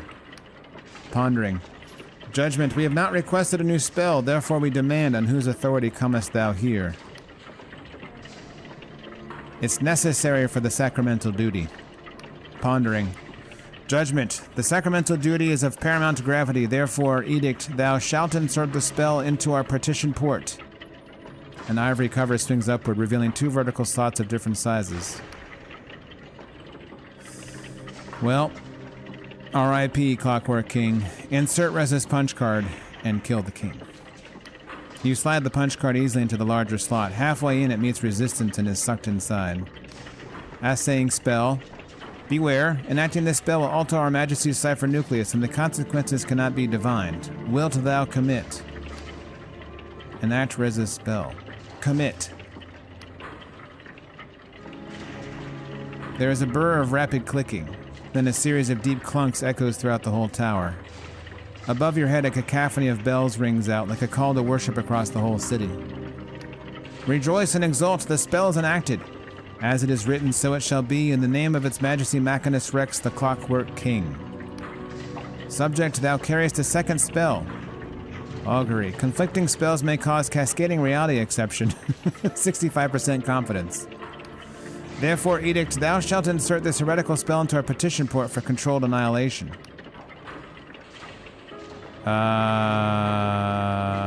That's interesting. Well, I'm curious what happens if we do this. Dispose of Afra's spell?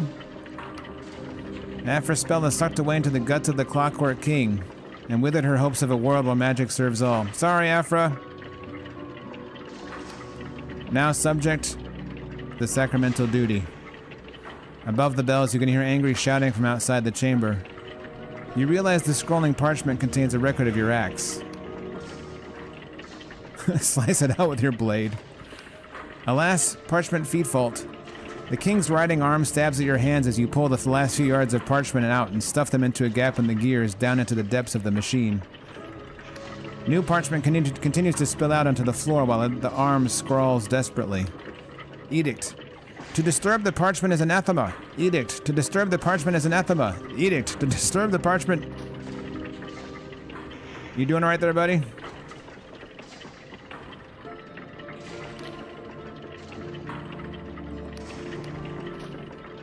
He doesn't seem very dead, does he? He's still just clicking and whirring right along.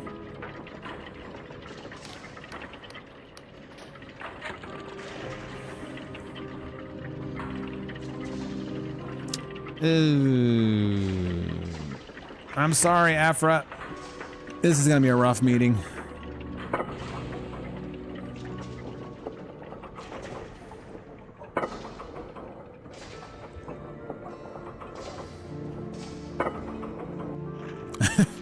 Hello.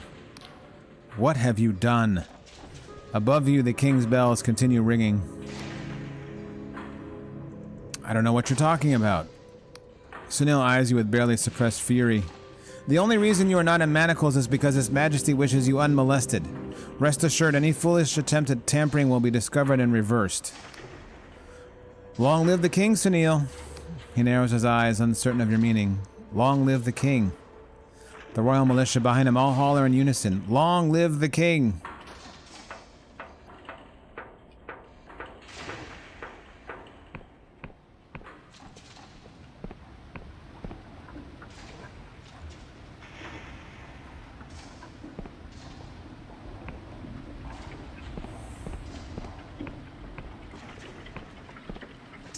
I'm gonna feel a little guilty in this conversation, I think.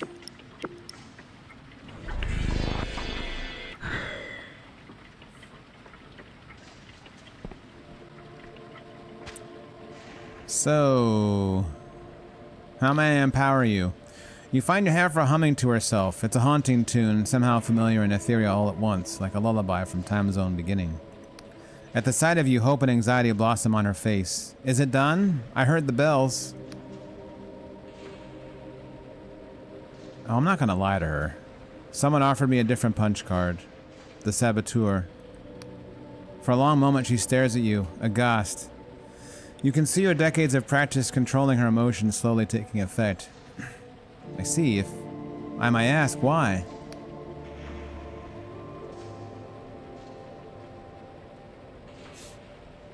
Your spell would only become another means of control. I suppose it was a fantasy to think anyone would see it the way I do. How long do we have? Beats the hell out of me. Long enough for people to prepare. She nods. An uncontrolled shutdown could annihilate the kingdom. Assuming the Saboteur doesn't want that, I'd say we have weeks, perhaps a month or two. So that's it. The king will die, and we shall see suffering, starvation, disease, and violence unlike anything since the God War. Why did I imagine it could ever be otherwise? You're wrong, Afra. People would be better off without the king. I hope you're right. I truly do. Hope for the best, prepare for the worst. Isn't that what they say? We should make that our new national motto. Please, friend, don't rub more salt in my wounds. I think I need to be alone. Maybe you should seek out Reza. Ask if you can help. Reza? You spoke to Reza? You can almost see the gears turning in her head. Oh. Now I see. Well, Reza, my dear, you've decisively won our argument. But help them? No. No, they don't want to see me. Anyway, what use would I be? The king's magic is all I know. I can't even cast basic spells on my own. They spoke fondly of you. I believe they'd welcome your raid, and no one knows better than you what will happen next. 75! Oh, we're so close. Truly, that is kind, but you didn't hear the words we spat at each other before we parted. She sighs. A fool like me would only get in their way. Please, friend. Okay. I'm sorry I had to be this way, Afra. Farewell. Afra blinks and looks up at the sky. Oh, the snow has stopped. Our long winter is finally ending. Alas, I fear spring will be cruel indeed. Once I dreamed that this kingdom could be a paradise. In the end, though, we all have to wake up. Afra, wait. Before I go, there's something important I need to tell you about your past. No, I've got the hat on right now. Afra's brows wrinkle. My past? What do you mean? Tell her what you discovered about Project Horoscope. Afra listens intently with growing horror. God's alive, that's horrible. All those Afras, they could have been me and I could have been them. They were me and I was them. Why me? Why did I deserve to flourish and they to die? I never knew I had so many sisters. I thought I was changing the king, changing the system, but the king made me. Yet it also made my sisters, left them to die. So I am an expression of the system that killed my sisters. Were all my hopes and dreams just part of its plan? Have I ever had a desire or a thought that the king didn't put there? Which parts of me are even mine? She seems on the verge of tears, her decades of practice controlling her emotions finally nullified. Oh gods, what have I done? You've done nothing. I didn't input your spell. She laughs hopelessly.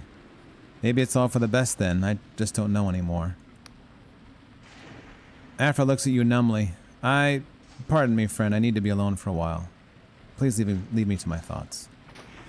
Can I get to 75? Probably. I forget what stuff I can drink for that though. Is it the shroom wine? The herb wine?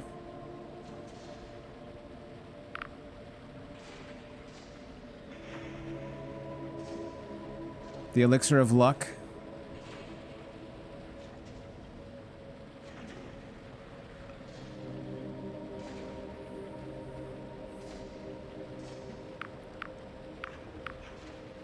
The scry shroom tea? Oh, that's just lore.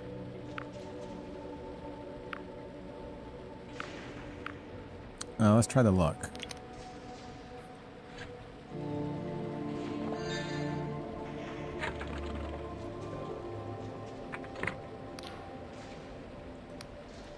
Too late.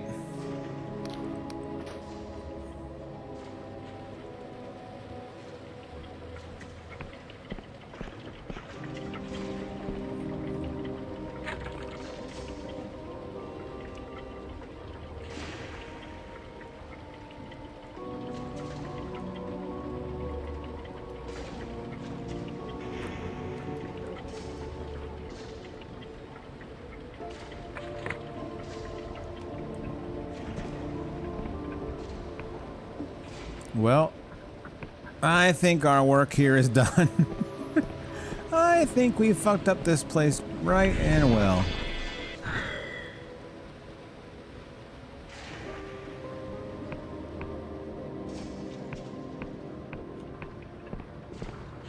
Time to go on to new adventures. Now we have to decide the fate of Hollowtown. I guess we could go visit Reza. Although it needs to be nighttime for that, probably.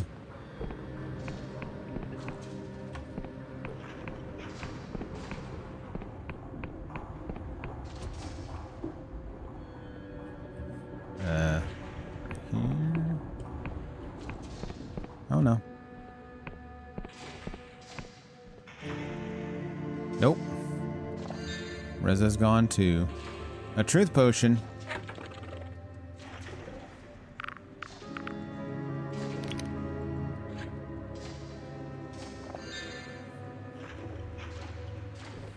Aw, damn.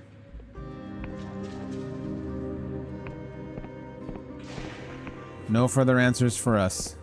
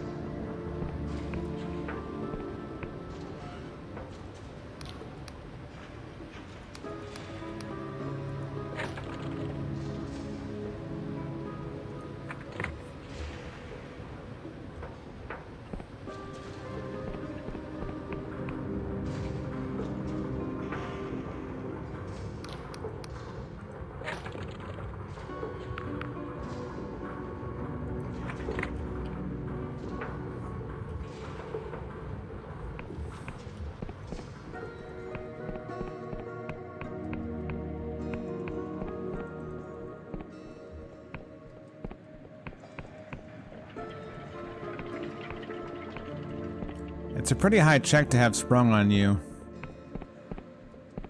It's not like a common thing that you'd be walking around with 65 charm, or sorry, 75. That takes like some doing. Yeah, it's definitely like a red skill check. When you happen to be wearing the wrong jacket.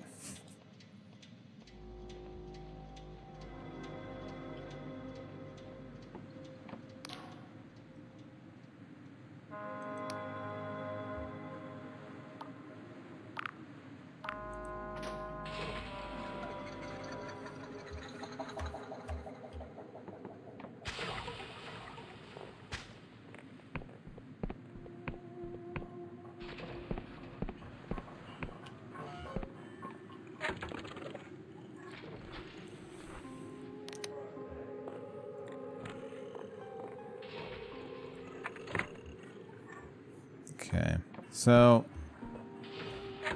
the only quest we have here is, well,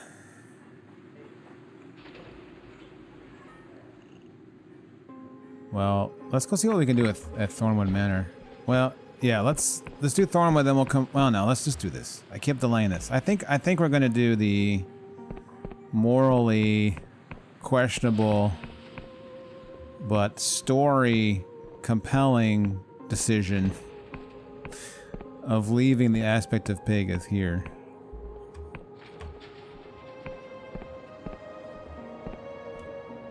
Is that wrong? Probably. What the fuck? Why is there like an echo of Pageth here already? Oh, I thought I was gonna have the option to choose again. Alright, you conceal the aspect of Pageth in Hollow. It will bestow a curse on those nearby, allowing the cult of Pageth to operate unhindered. Okay. You should seek out Pageth, who may wish to reward you. You feel a dread presence. They are close to you right now. Well, okay. Well, see what happens now, I guess. Doesn't seem that well hidden, honestly. Sorry about that, guys. Where the... Oh, God.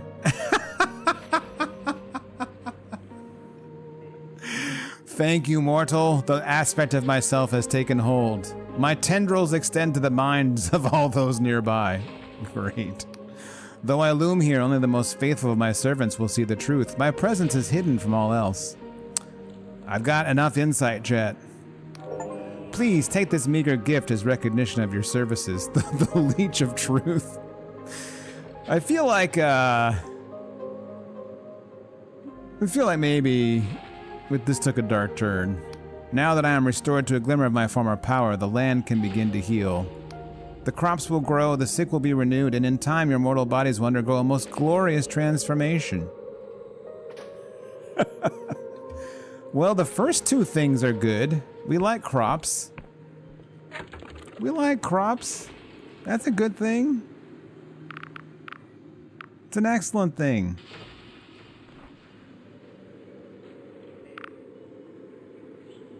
I'm not worried about that in life. Just how things go.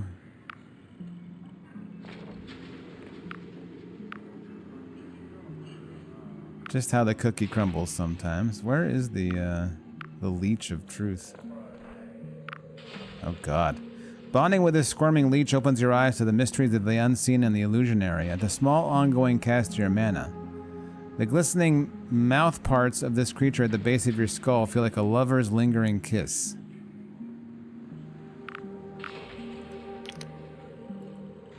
Oh, it's like a truth potion.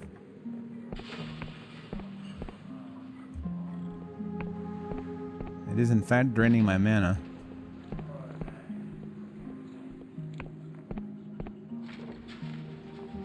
The giant hermit crab in the sky. And there's Pageth. Pageth is chillin'. That giant hermit crab is terrifying, honestly.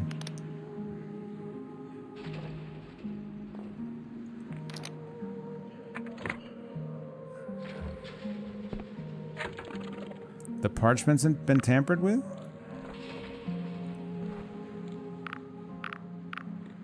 Which parchment?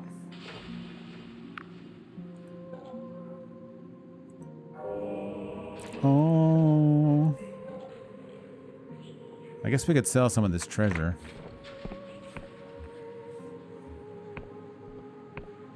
Sorry about the city. Sorry for letting Pageth loose. I apologize. Very sorry.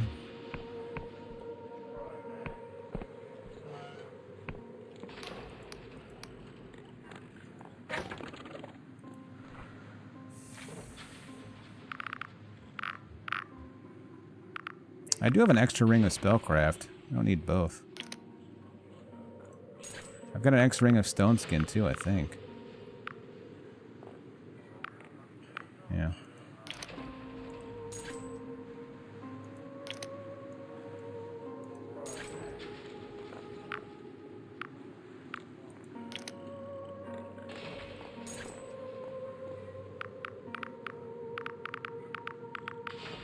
I've got 2 mechanical lockpicks.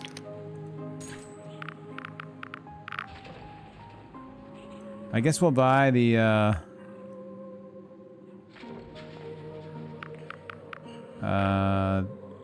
false monstrance. No, actually, no, hang on. We're gonna go to the manor now.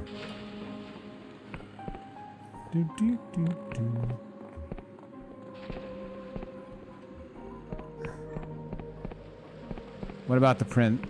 Oh, the prince is screwed. Hey, what's up, Alex?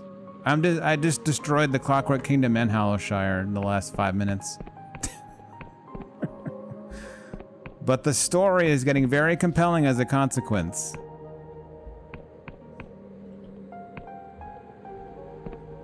I think we can put it. I think we can pull it all together. I think we're going to put a nice little bow on all this and save everybody at the end of the day. I believe in myself.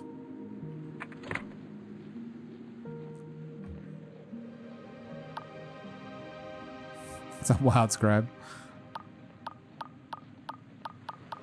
I think we're gonna pull it all together.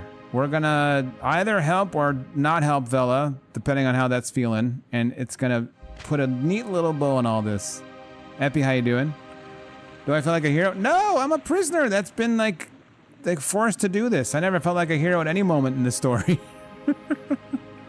I have not for 1 second felt like a hero.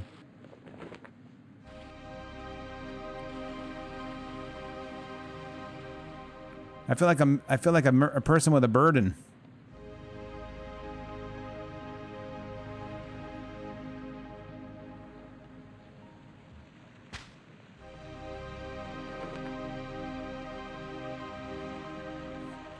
How do I get across this? Oh, it's a bridge.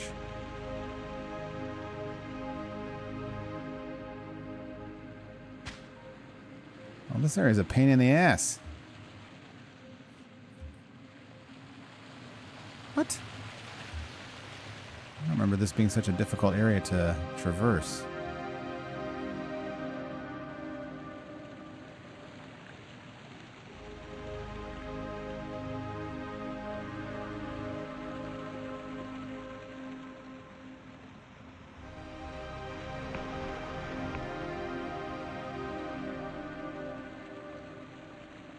You know what I would like is a damned airship.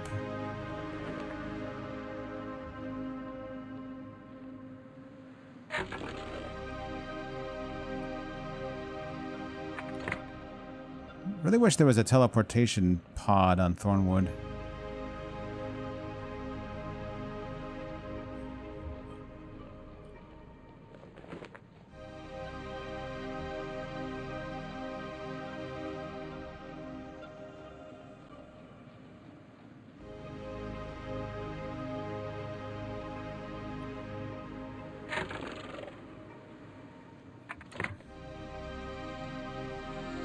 Can you get an airship in this game? All signs point towards yes. I just have no idea how to get it.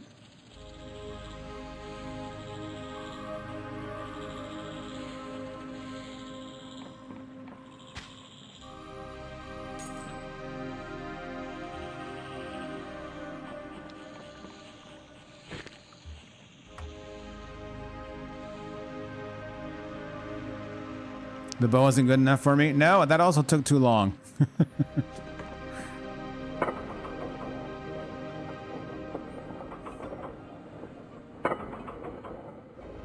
I think I'm gonna have, my fortune will be to find the ship at like the last possible moment, most likely. All right. Oh Christ, we're short on this ore. Fuck. Damn, these things take tons of materials. What is it that I needed to build, though, definitively? I think it was the garden to get access to that one door.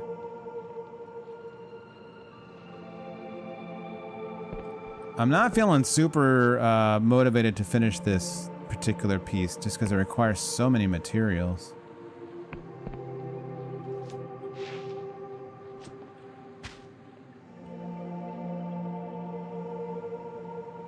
Okay. Garden. I will do this part. This might be the last thing we do here, potentially.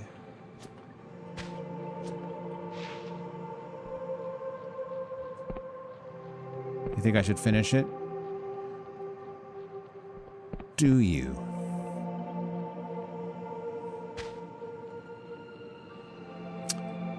We might.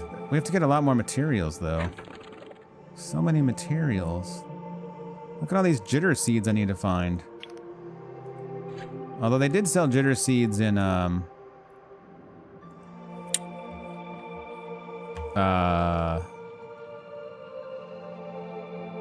Pharopolis, I believe.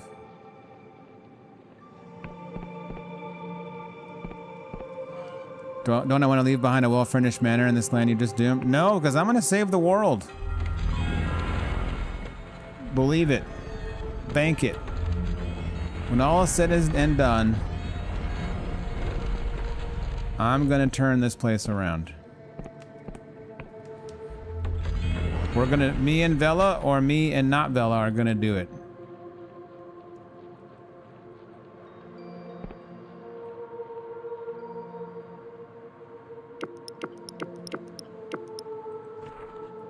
Oops.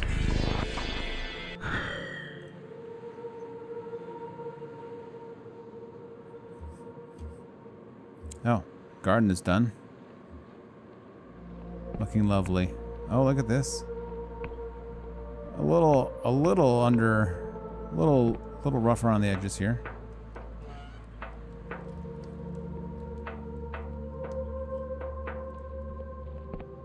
It's a player home, but it's not super accessible. At least not for me yet.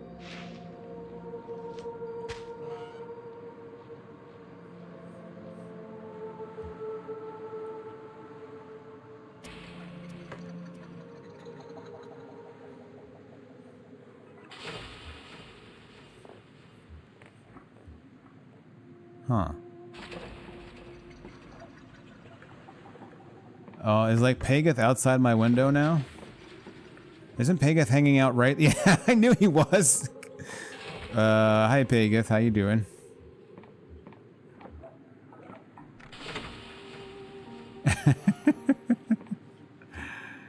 Hey, how's it going? How's it going?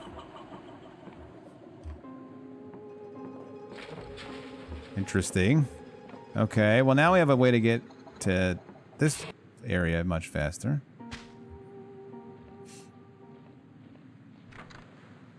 Oh, brother.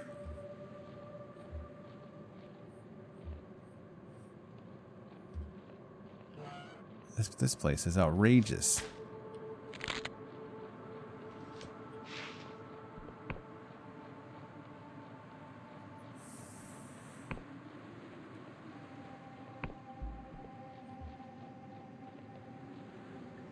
Alright, what's the next thing we have to do? To finish this quest, do I have to do like the upgrade to everything?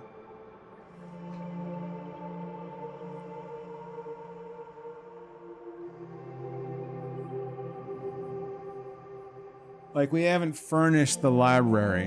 Do I have to furnish the library to finish the main quest here? Or just build it all? We need a lot. We need 4 jitter seed and 8 ore. Jesus. Jesus. Well, we have a method we can employ, I think. Now, this will be the test of that method.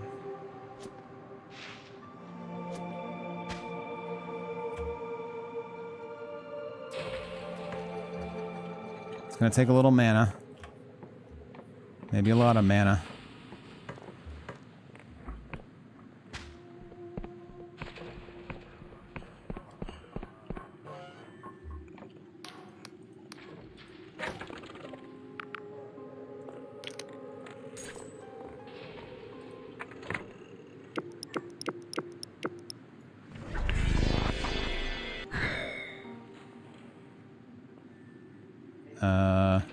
Well, this, she won't be open. Oh, it costs no mana to cast this. I forgot about that. Hello!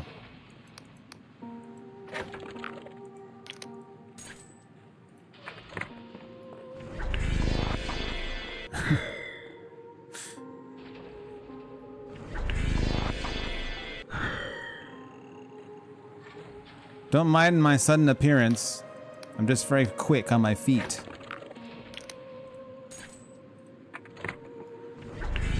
Don't mind me casting in your store. You see nothing.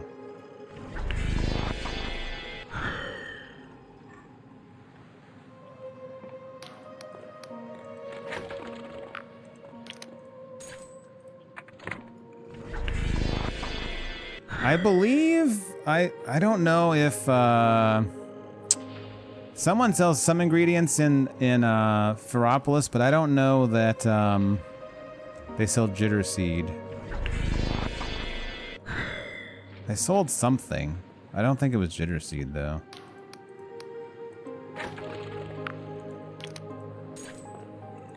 Is that 5?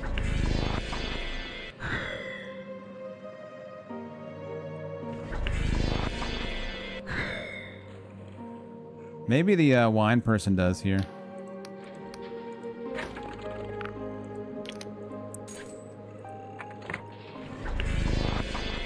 I think that's 6. I'm losing track.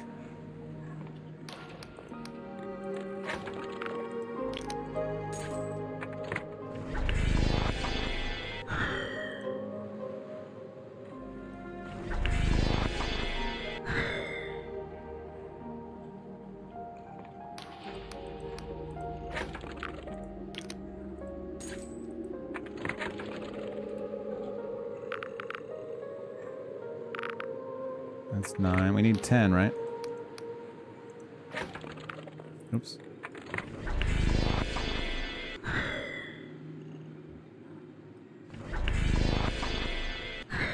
I'm always the first customer in the shop.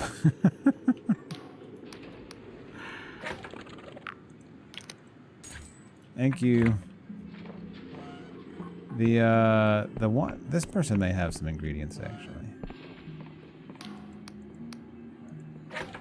Hell, oh, he's already got tons. Give it all to me, baby. Oh, that's a lot of money. Now I'm gonna need gold now. Shit. Am I gonna run out of gold? Fuck. Oh wait, how do I get back up there?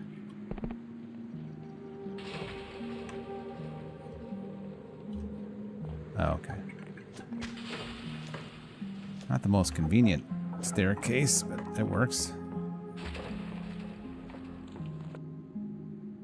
Throwing knives, that's right. You're totally right. Although I used a lot recently. Just to use them. I still have like over 100 though. I still have 170.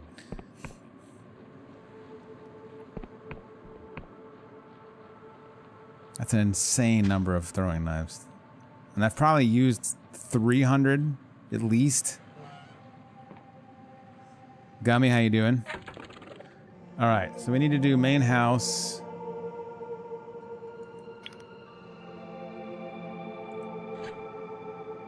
And workshop.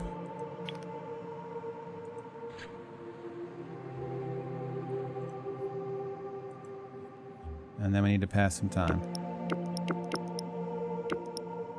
Let's get closer to the house so we can witness the glory of the transformation.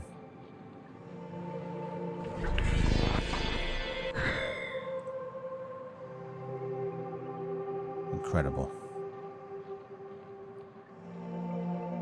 A home fit for an indentured prisoner serving a despotic kingdom.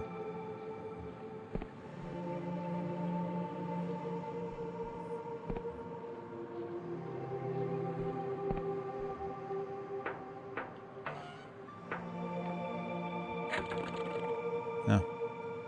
My own upgrade machine. My own locked door.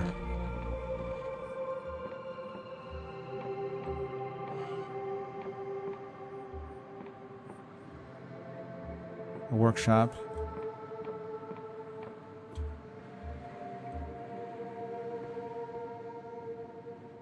A gold-framed set of 2x4s. Gorgeous.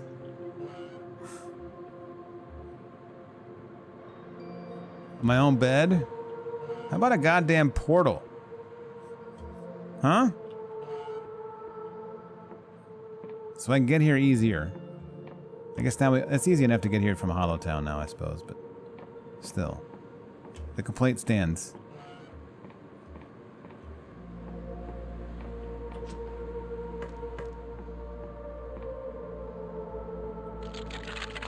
Oh, brother. When they furnished my house, they didn't give me the key?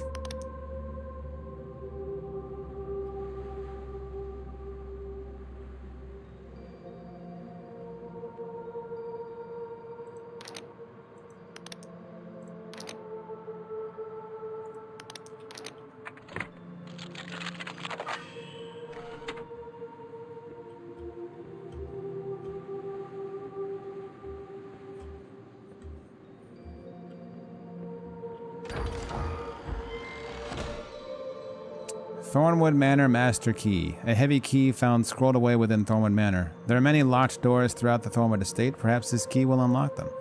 I would sure as shit hope so. But why was it placed up here under another key that I was not given? Seems counterintuitive to me. Poor design, at best.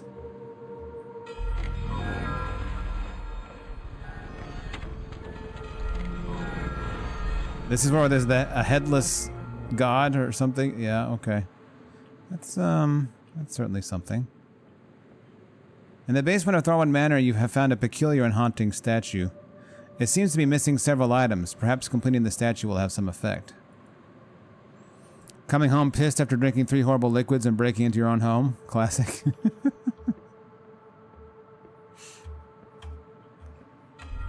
Okay. Apparently, the contractors who built my house also hid items to a statue that's in my basement all around the property. Or the previous owners did, one or the other.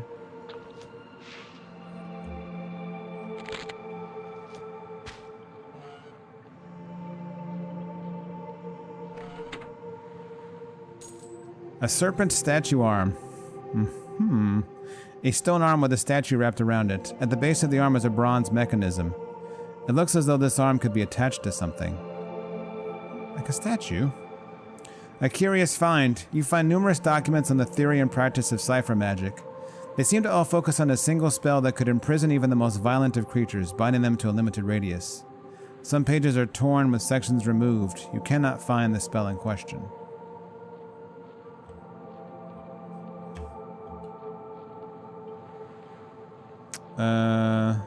Where else? We should be looking at the church, I guess.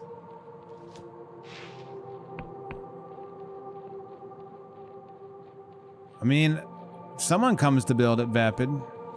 They don't really show themselves, but I assume they exist. Also, hello, Vapid.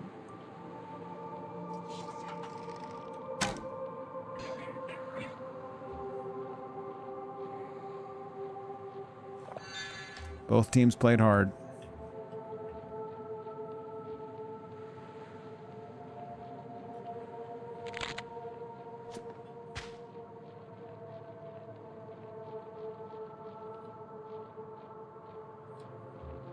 Ooh, a godling. Time to harvest the godlings. Godlets.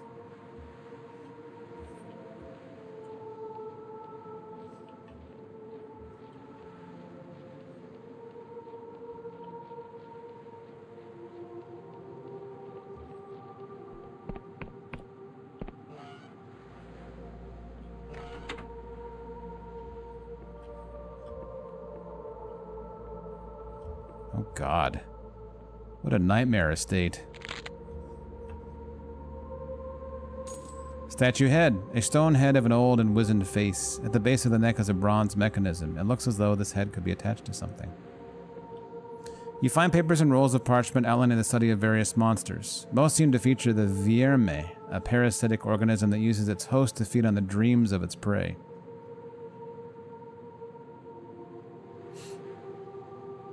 Yikes.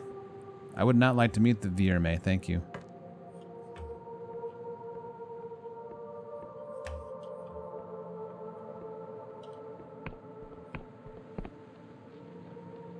The godlets do all the labor.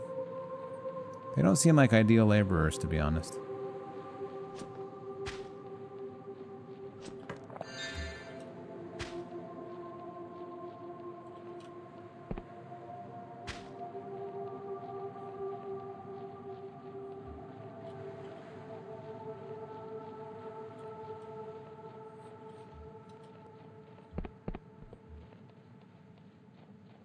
Check if any more doors on the outside.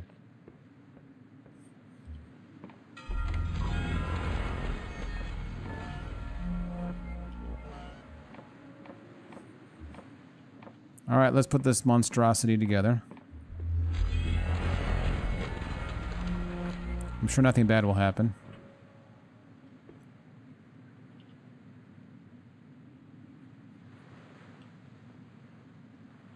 Still missing something. But where have we not looked?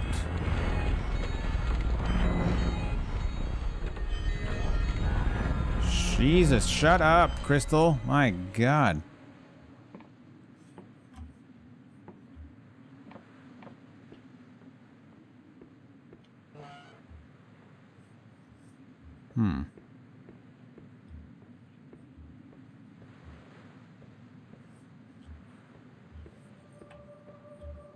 Anything else up here?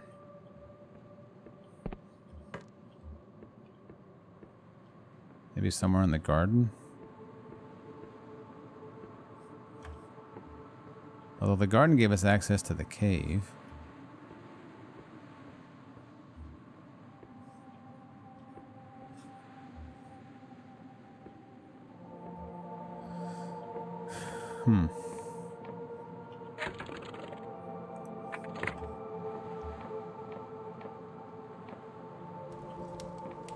Much better. So, if I were the missing statue piece, where the fuck would I be?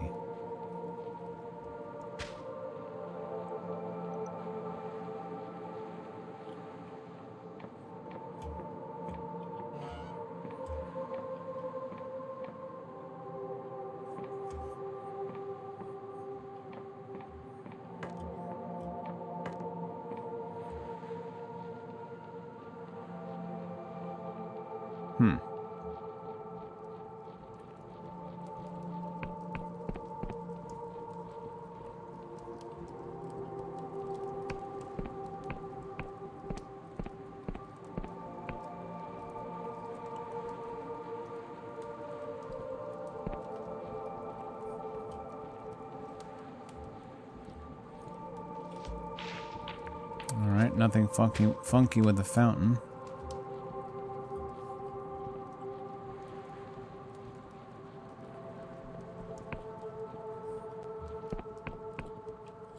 Where is there left to look here?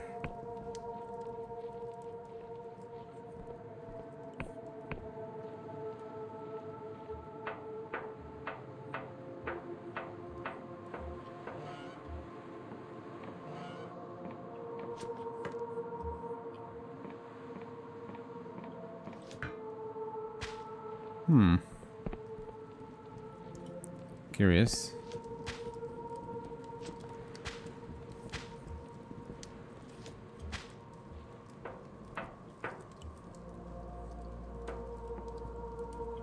Maybe it's time for eyes on the inside.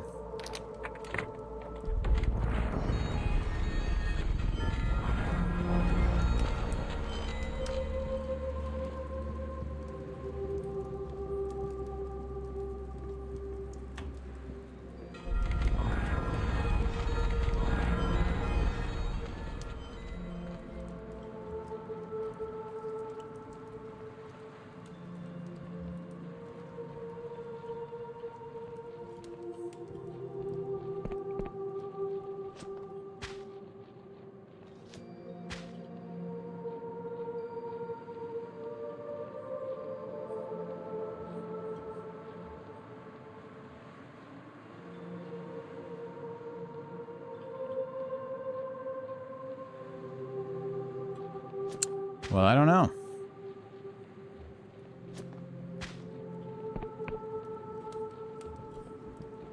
There was nothing in the workshop, I don't think. That's just like a plain-ass room. Oops. It's just an alchemy station.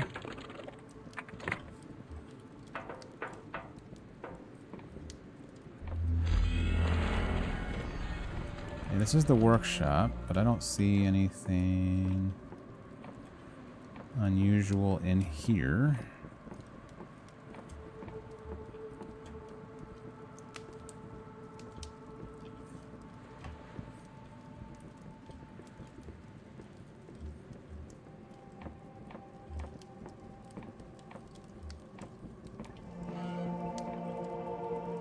Well, what the hell?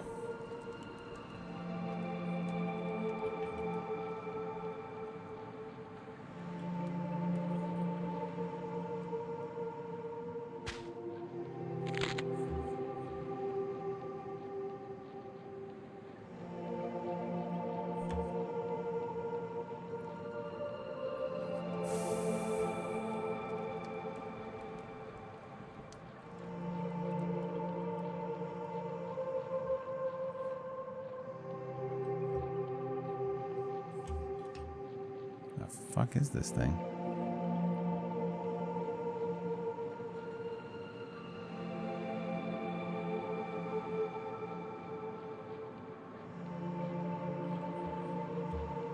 Oh, it's really draining my mana, huh?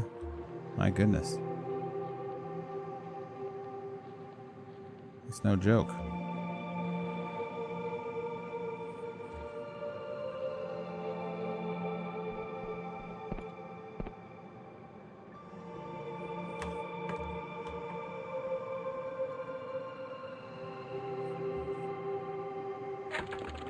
Huh.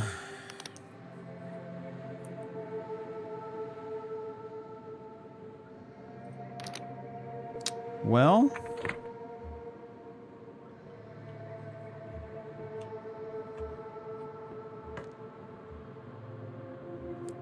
I found this spot, but I'm not finding another spot, apparently. We found the item hidden in the garden. We found the item hidden in the church. I don't see an item hidden in the house.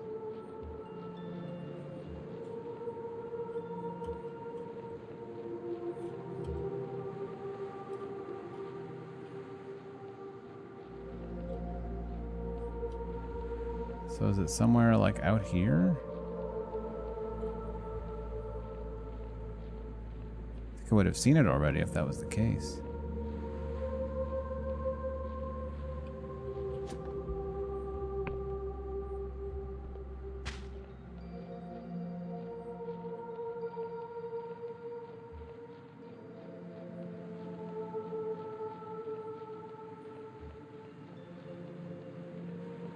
I assume it's going to show up just as a little satchel like the other two did.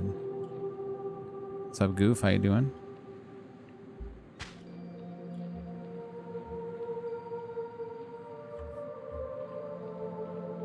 It's my home away from home.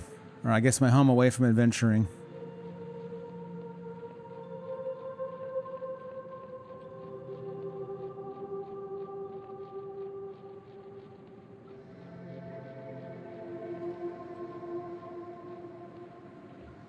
You'd think it'd be somewhere in the house, though, but I don't know where that could possibly be.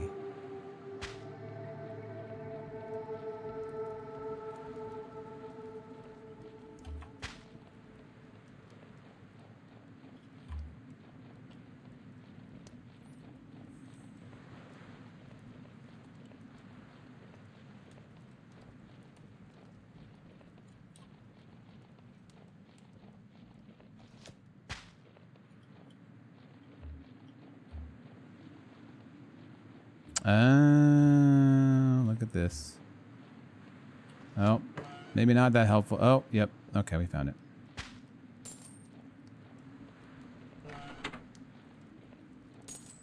Hourglass statue arm. A stone arm which holds an hourglass. At the base of the arm is a bronze mechanism. It looks as though this arm could be attached to something. I was expecting it to be part of like something we built, but it is not. That's interesting. A small smithy was in operation here, perhaps just to maintain just a limited personal arsenal. The blades are of a strange design and rusted beyond repair. It has not been used in some time.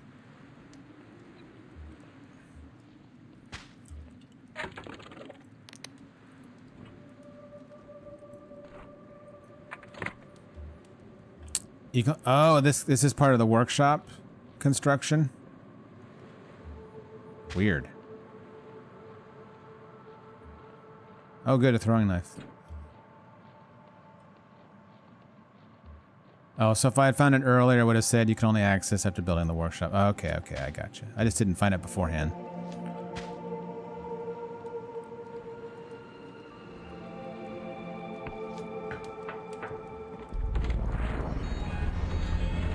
Alright, let's see what monstrous thing happens when we finish this monstrous statue. Oh, good. What horror lies beneath? Yep, fucking knew it.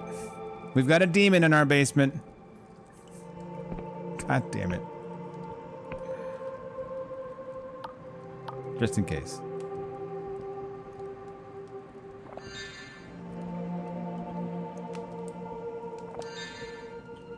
I'm gonna look upon you with the leech of truth. You look the same. Fair play.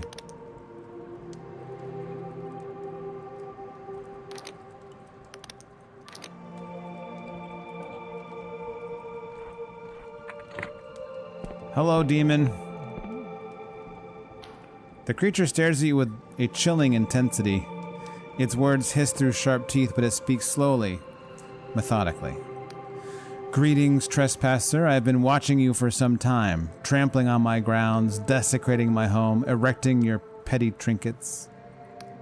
And I have watched you as you sleep. I have savored your flesh, drunk from your blood, tasted your dreams. I haven't slept here once. I thought you would flee in terror, but still you linger where you do not belong. So I ask you, trespasser, why do you torment me so? I'm tormenting you. There's a monster in my basement. The creature releases a guttural sigh. Monster indeed. It has been many a century since I could hold my own gaze in a mirror. But monster or no, this is not your basement. These grounds are my prison, but they are also my home. I saw these timbers raised some 200 years ago, and I have dwelled here ever since. You may have purchased a scrap of paper for a considerable sum. Perhaps it bears the signature of some foppish noble? I care not. These lands are mine. She takes a deep breath. But there are things more valuable than even a home, such as one's freedom. I am shackled here, trespasser, held captive within my own grounds by powerful cipher magic. If you would help me win my freedom, I would recognize your claim to this manor. I don't know if that matters that much to me, honestly. I don't really need this place. What do you say? No, so this assumes I slept here and it gave me, like, bad dreams.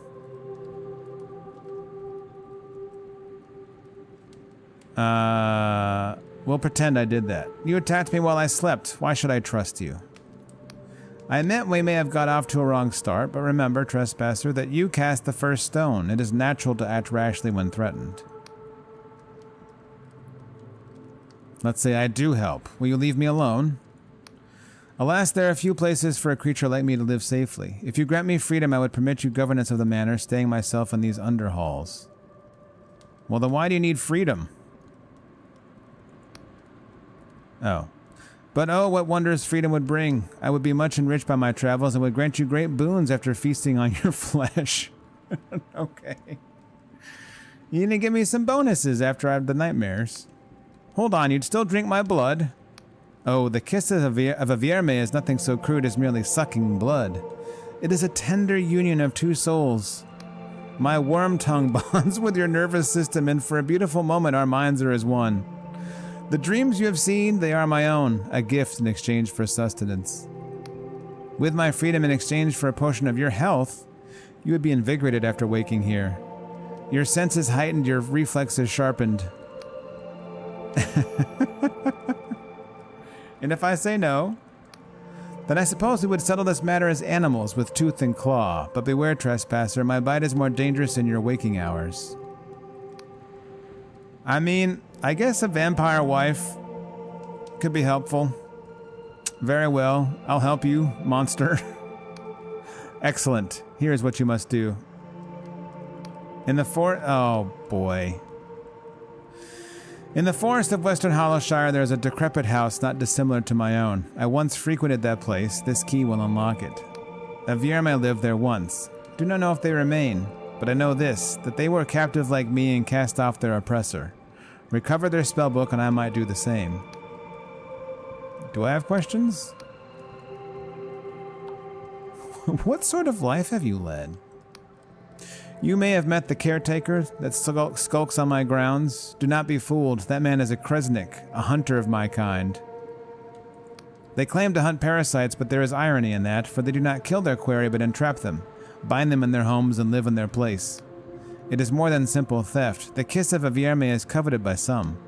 He comes to me, often enough, offering his flesh so this farce may continue. It has been 50 years now. First his father, who passed it to the son. They hunt in packs, you see. This infernal cipher seal prevents me from harming him, and the further I move from it, the weaker I become. If I were to leave this island, I would surely die. All right. Farewell. Oh, what a life I lead.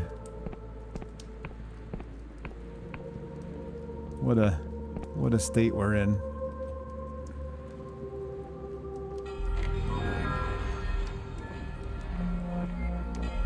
Maybe we should just let this world burn. This world is fucked. Your sleep is restless, your dreams are strange. You see a city of sparkling towers crumble to dust in a searing light. You feel a monster slide down your throat, warming and pleasant. Ooh! And you hear the screams of your mother as you flee for your life. You wake in a cold sweat. Blood is on your pillow.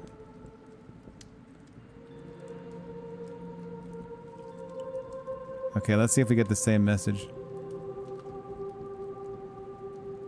Yeah. Oh, I got no rest. Oh, this is killing me. What bonuses do I have? I mean, I don't see any invigoration. My stamina's low. My health is low. Oh, I have to free her first.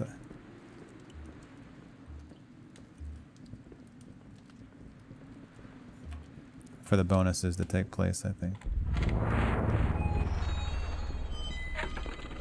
My active effects? Where would I even see that?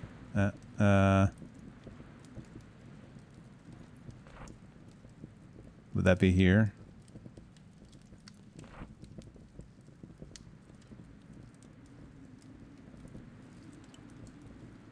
The charm bonus is from my hat. I don't think I get any bonuses until I do what she asked.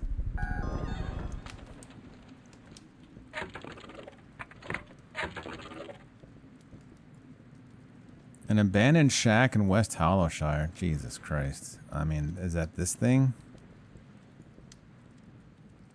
This thing? That looks like a castle, not a shack. But I mean, who the hell knows? Let's go to Hollowtown, though, to get a proper night's sleep. Not very restful here right now. Not restful at all.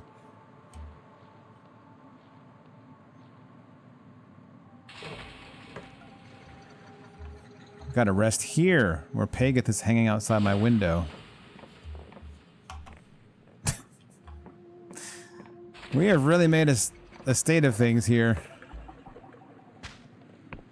Things are really definitely not okay.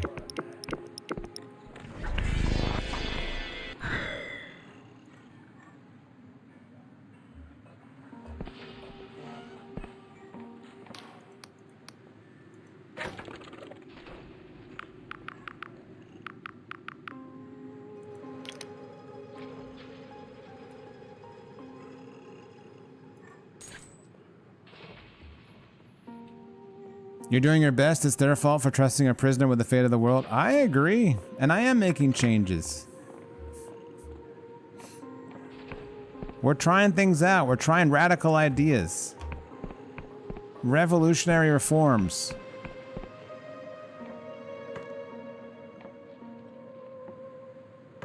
It's all, we're gonna put a bow on this. I've got faith. Me and Vela, we're gonna figure this out. Together or in opposition. One way or another.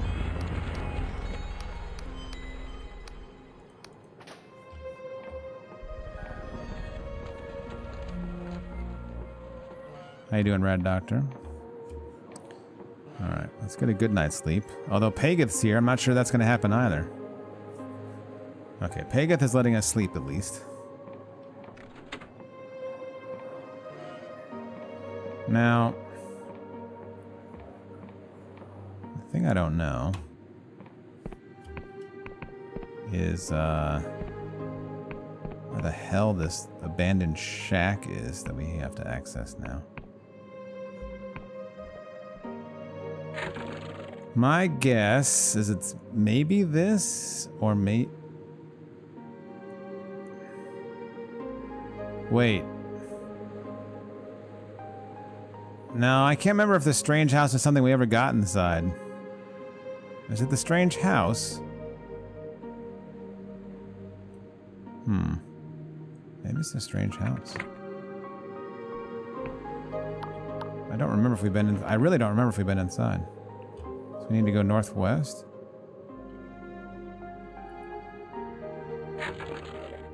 Ish.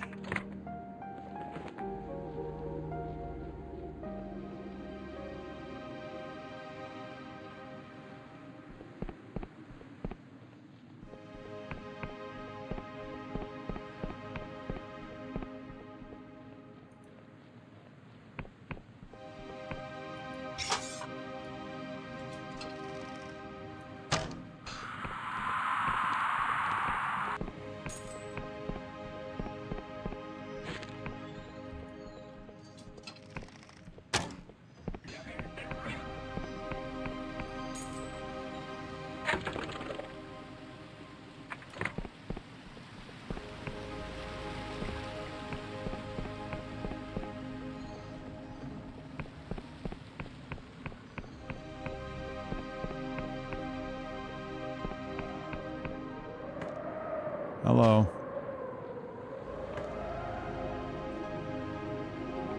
Oh, for heaven's sake. How many abandoned shacks can there be that require a key still?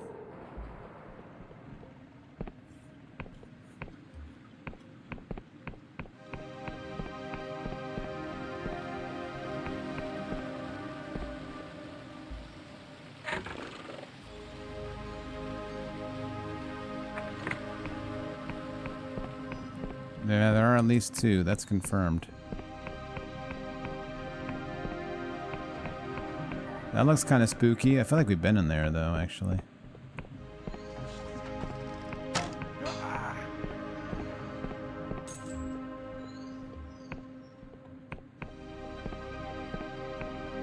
Well, we have the key. The vampire madam gave it to us. This ain't it, though.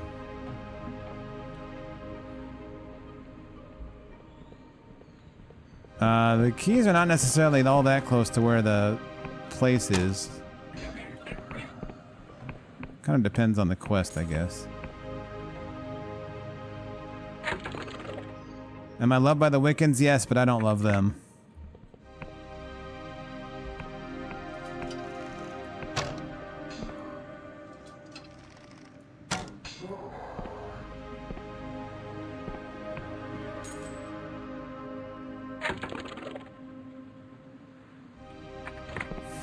I love the gods. I feel like an agent of chaos at this point. I'm just pushing buttons and seeing what happens. Until we get to the end, and then we're gonna put a bow on it all. I've got faith.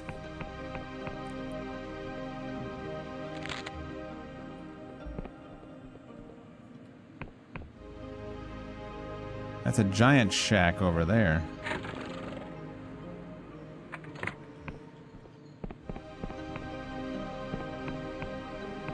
Oh, we still get 2 coins plenty often, I have to say. This must be like, this is the way to the Endless Realms, which may be why we're getting the 4 coins. Maybe it's a land where the loot is more extravagant.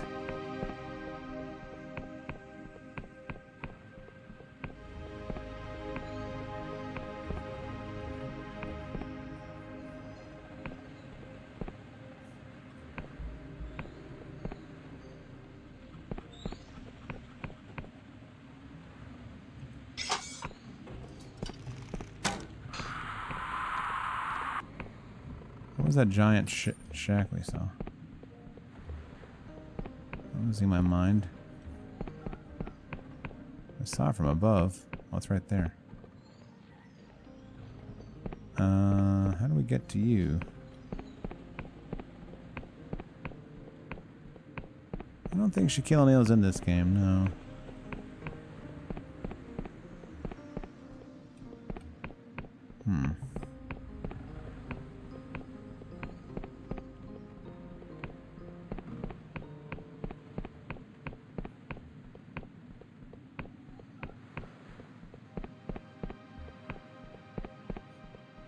Good lord, how do we get up there?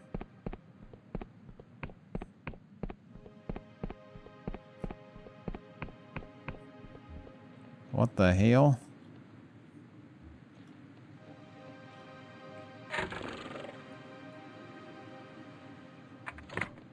Well, this is seeming like the likely location, but how in the world?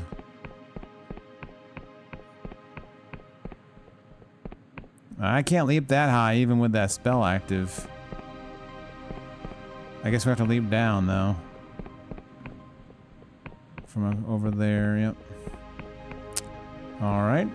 That we can probably do.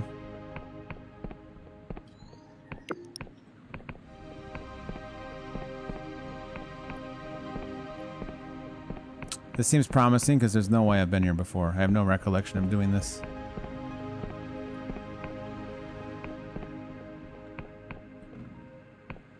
Yikes. It's a long jump.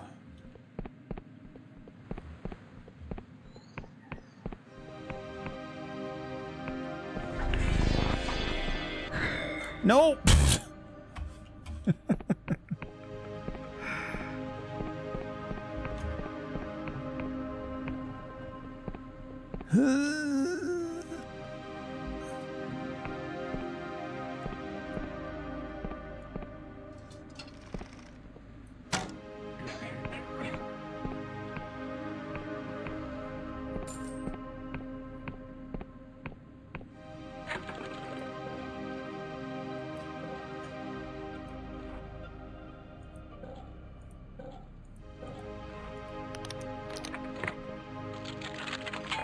Boo. Oh, come on now.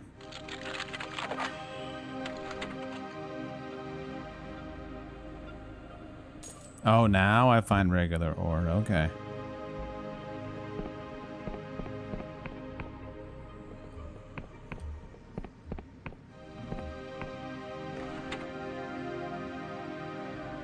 Hello, I'm a friend.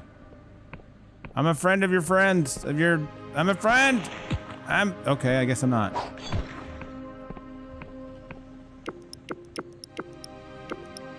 Feels weird to be killing you when I'm trying to help one of your kind, but, you know, if you're gonna be a dick about it.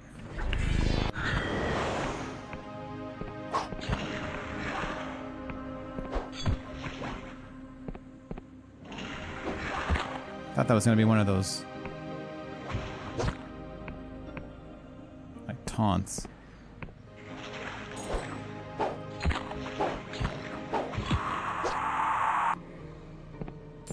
Drops a lockpick. How undignified.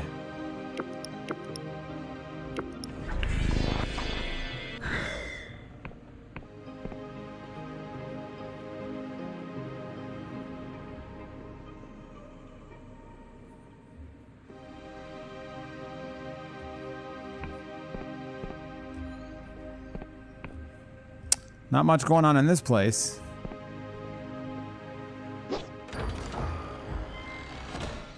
An old spellbook, a well-worn and dusty spellbook found in a dilapidated manor. The pages detail an elaborate spell which binds a creature to a place. Is this the book that the Vierme in the basement of Thornwood Manor asked you to retrieve? I'd say the chances are pretty good, game. Chances are good. Great, even.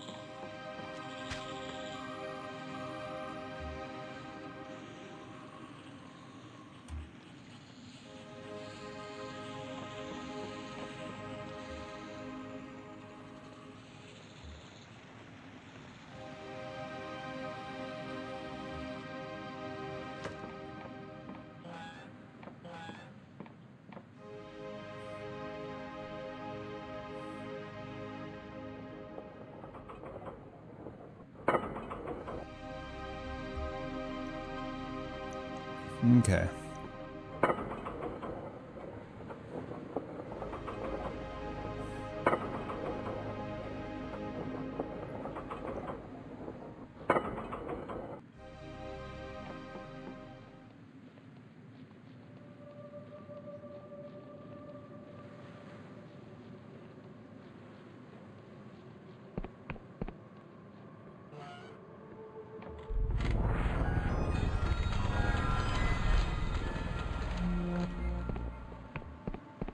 Hello. You have returned. I have brought the spellbook. I had worried it was lost. This is an exquisite gift, mortal. I did have to kill, like, a friend of yours, I think, I'm afraid. The Vierme flicks to a certain page of the book and tears it free. She speaks a flurry of cipher and the air turns cold. A sound reverberates in your mind like 1,000 glasses smashing. Oh, I feel it already. A great weight has been lifted. I have my freedom, and you have my sincerest thanks. I will fly through the sky realms once more to take in wonders and beauty both. The kiss of a free Vierme is a wonderful thing, mortal. You will share in my euphoria when you wake in your bed. Is that a threat?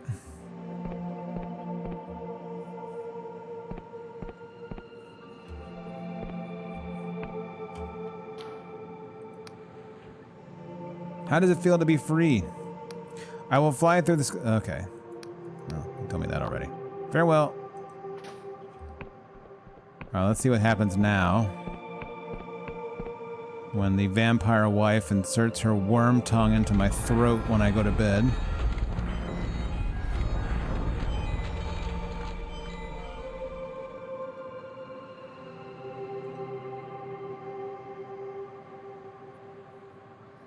You dream of soaring through the sky realms. Your wings take you over dense forests, sprawling metropolises, and crumbling ruins.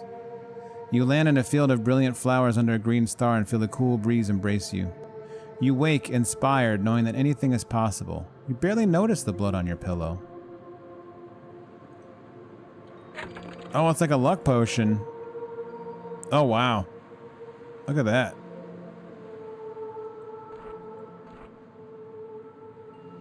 Nice. Well, you know, I don't get any rest here, though. That's very interesting. It's apparently exhausting to have a worm tongue inserted into your throat at night. Guess that's not too surprising.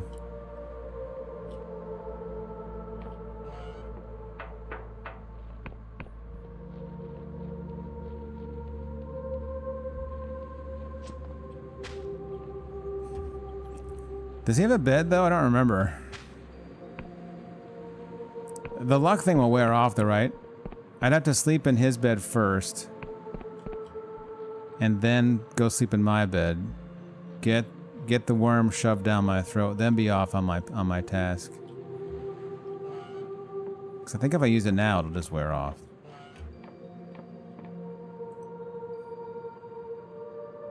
Oh no, it doesn't. It has a separate timer. That's very funny.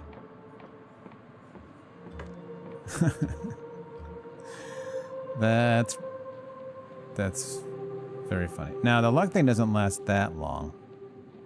But that's cool.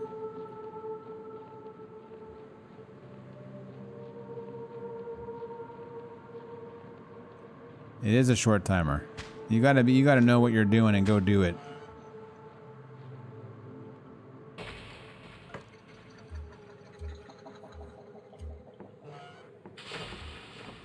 Pageth, how's it going? How's it hanging? How we feeling?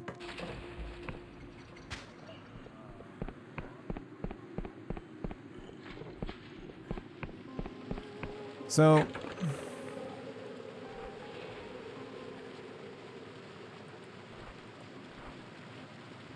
yeah, Thormamander's done now. Now it's off to the Endless Realms, I do believe.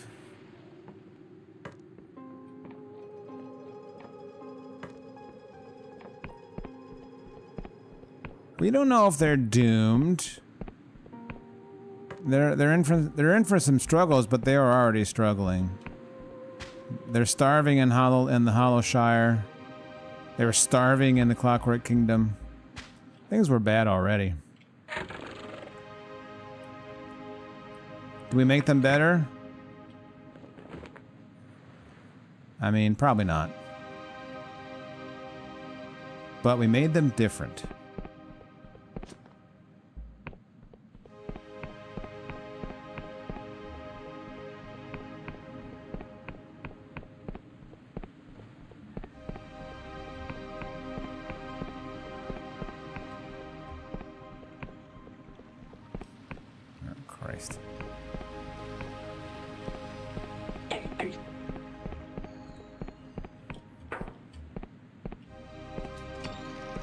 Where'd he go? That man just fell. Oh, there he is.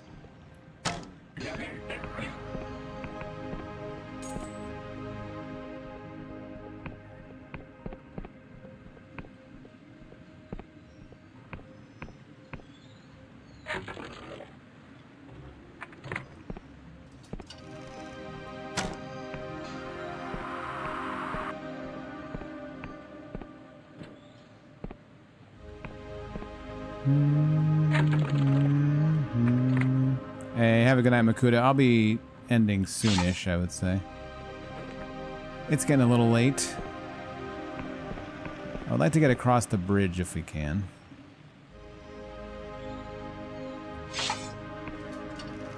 Pretty sure we have a passport, if that makes any difference.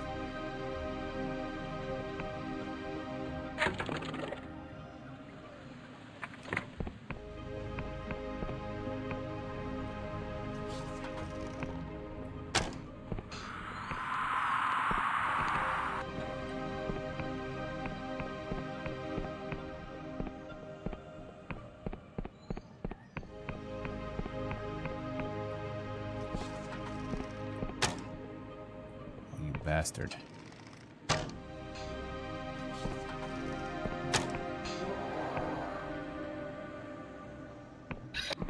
That thing looks cool as hell.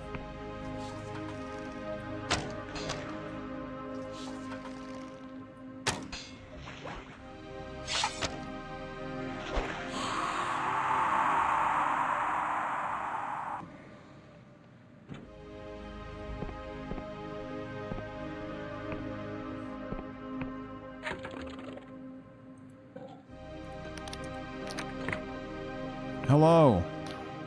Yeah, it is a goof. Greetings, this here bridge leads to the Kingdom of the Endless. Nasty place full of shuffling corpses it is.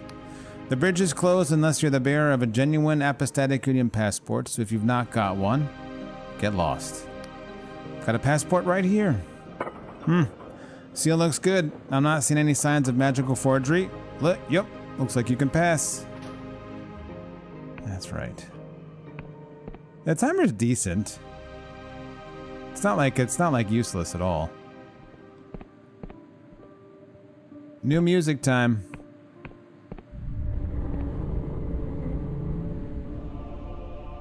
New rumblings time. Is that the dragon?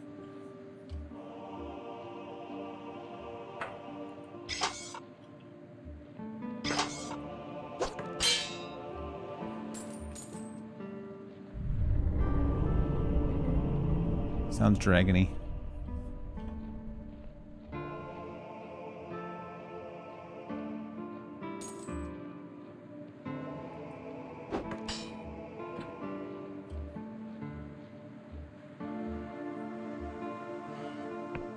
Hi, we friends? The woman who approaches you is half rotted. One eye is milk white and the other is missing. The pearly white of her jawbone is visible through ragged skin. Careful there, breather. That was a big one. You hurt? What was that? A little tremor, that's all. They've been getting more common recently. You should watch your step, though. That quake will have riled up the catacomb worms something fierce. Catacomb worms? Nasty buggers. They burrow, they fly, they eat people. Just stay away from them, that's my advice. Anyways, you're clearly new here and I've got some time to kill. Anything you want to know? Who are you? My name's Chiasma? I'm just out here waiting to be granted admission to one of the mausoleums. What are the mausoleums? See those big imposing tombs in the distance? Most of the Endless live in those mausoleums these days. They're waiting for the ferryman to come and take them away. Why aren't you in a mausoleum? They're overcrowded and the best tombs go to the highest bidder, so poor broke saps like me have to wait until a place becomes available. Usually after a worm attack. You appear to be a bit worse for wear. I'm sure you've heard stories about the Endless Breather. Immortality comes at a price. Thank you. Sure, Breather. You want to ask anything else? What can you tell me about this place? Well, you're entering the lands of the Endless. Our island of tombs has been drifting around the Sky Realm since before the world rend. Even before those damned Emberians. Ferrymen rest their souls. You'll find the town of Sepulchra up ahead, but be careful on your feet, Breather. There's been a whole bunch of tremors lately. What's in Sepulchra? Honestly, is it Sepulchra? Not much, but most of us Endless live in the mausoleums. But you can rent a room in the Rotten Coffin and there's places to trade. Looming over Sepulchra is the Castle of Ribs, where the Queen resides, and just past town is the Flesh Farm. Wait, did you say Flesh Farm? That's right, Breather. Us Endless need to feast on living flesh, else we all go foggy. Years back, we led the Cadaver Crusades, taking the living by force, but Penitent Thaw came up with a much better idea. The Flesh Farm has a bunch of huge vats growing mindless meat. Much more humane than eating raw human. Gets a bit tiring when your lunch is always screaming at you for mercy. Who is Penitent Thaw? A mage who lives in the sanctum overlooking the Flesh Farm. You can see it up on that ridge to the north. She's the youngest of the Endless, only 2 centuries old. Practically whippersnapper. Do you know what's causing these tremors? Folks are saying it's the Entombed One, who's imprisoned below the Castle of Ribs. They say he's waking up, but people say a lot of things and you'd go mad if you took it all seriously. Who's the Entombed One? No idea. He's been shaking the island for centuries, but recently it's been happening more and more often. I've heard that if he keeps it up, the entire island could be shook to pieces. Thank you.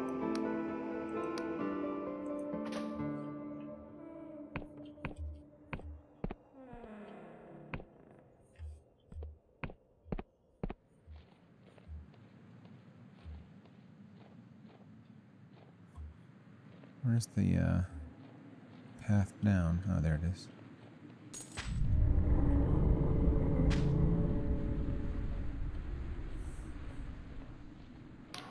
Can you smell it, stranger? That rancid stench on the wind? The endless realm is trapped in a perpetual decay, for everything here rots, but nothing ever dies. Its people huddle in underground tomb cities, sealing their frail bodies from the outside while they indulge in nostalgic reverie. They have achieved what many mortals lust for, a life unending. But is such a wretched existence preferable to death? Tell me, stranger, if those Union scholars are right, and there is naught after life but a dreamless sleep, does that nothingness negate what came before? Is our existence rendered pointless by impending oblivion? Brevity is beautiful. Eternal life would be torture. She nods. Many of the Endless would share your sentiment after being prisoners of their bodies for so long. It is said that even those Endless who are cut to pieces are still conscious. I have no doubt that after enough time we'd all beg for nothingness.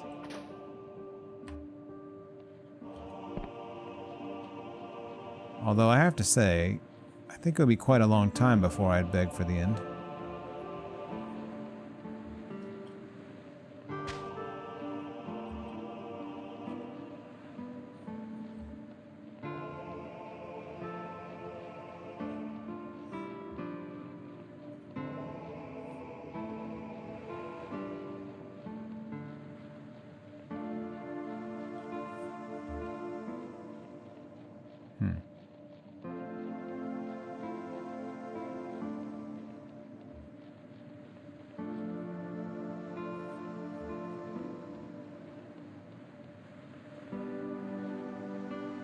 Crystal mines. Let's go to the city so we can find a place to save, shall we?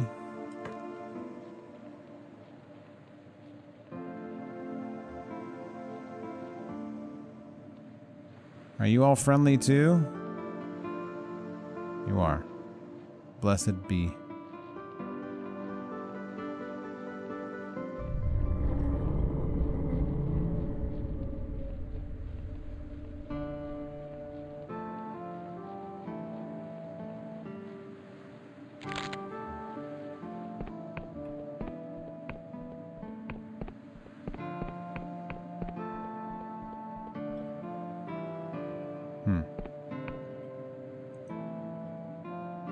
The flesh farms, delightful. Cadaver keep.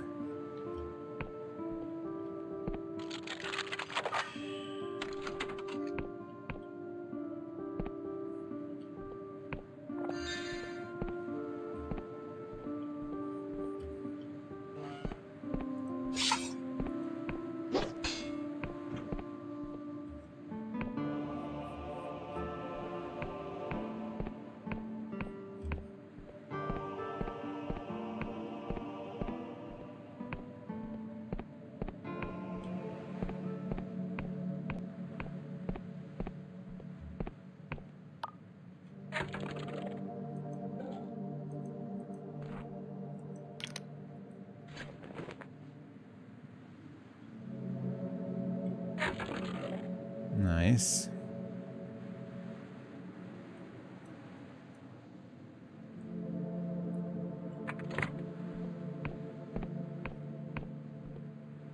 Oh my.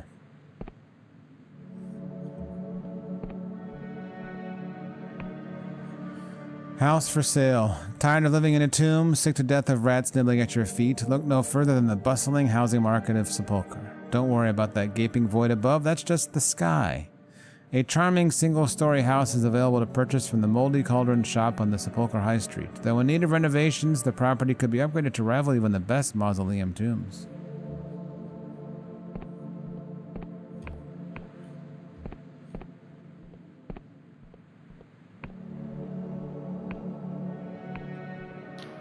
Greetings, delicious flesh thing. By enchantment, I am required to grant you assistance instead of peeling the meat from your bones.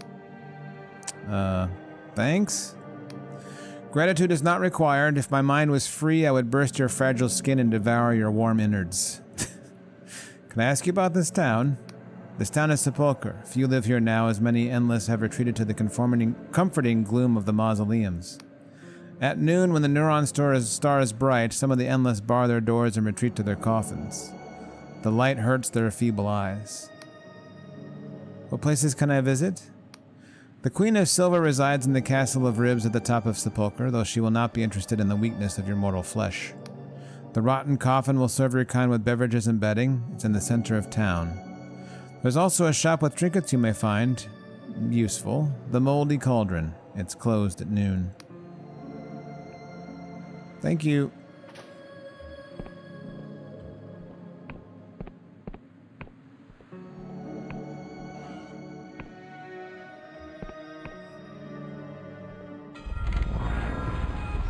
Hello there. Nice mask. The Endless stands askew, slowly cleaning a mug with a rotten rag. He spits on the rag, apparently in an attempt at cleanliness, but a piece of his lip comes off in the attempt. As I live and rot, an honest-to-God's breather.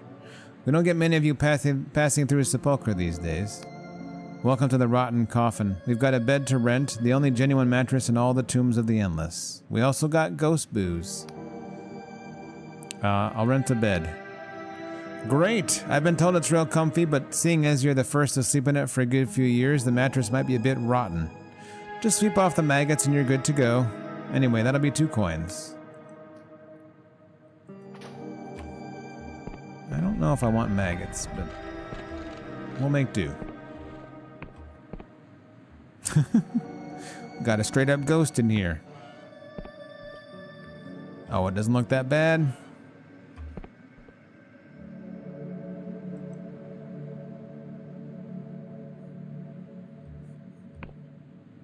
I guess we didn't need to sleep. Even the crystal was sufficient, but that's all right. We'll read this book eventually, too. All right, we're going to call it here, because it is actually quite late. Let's see if anyone's up.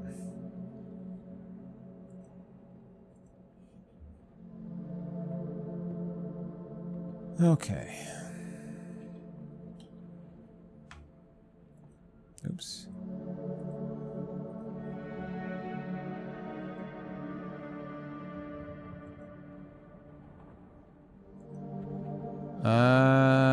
Not really seeing folks up, so I'm going to say have a good night. Go where your heart takes you. Have a great Wednesday. I will likely not be streaming tomorrow. The NBA Finals start tomorrow, and I will very likely be watching that game. I guess if it's a real stinker of a game, maybe I'll be streaming, but it's unlikely. What is this time? It starts at like 8:30 my time, so very unlikely I'll be streaming tomorrow. So back on Thursday.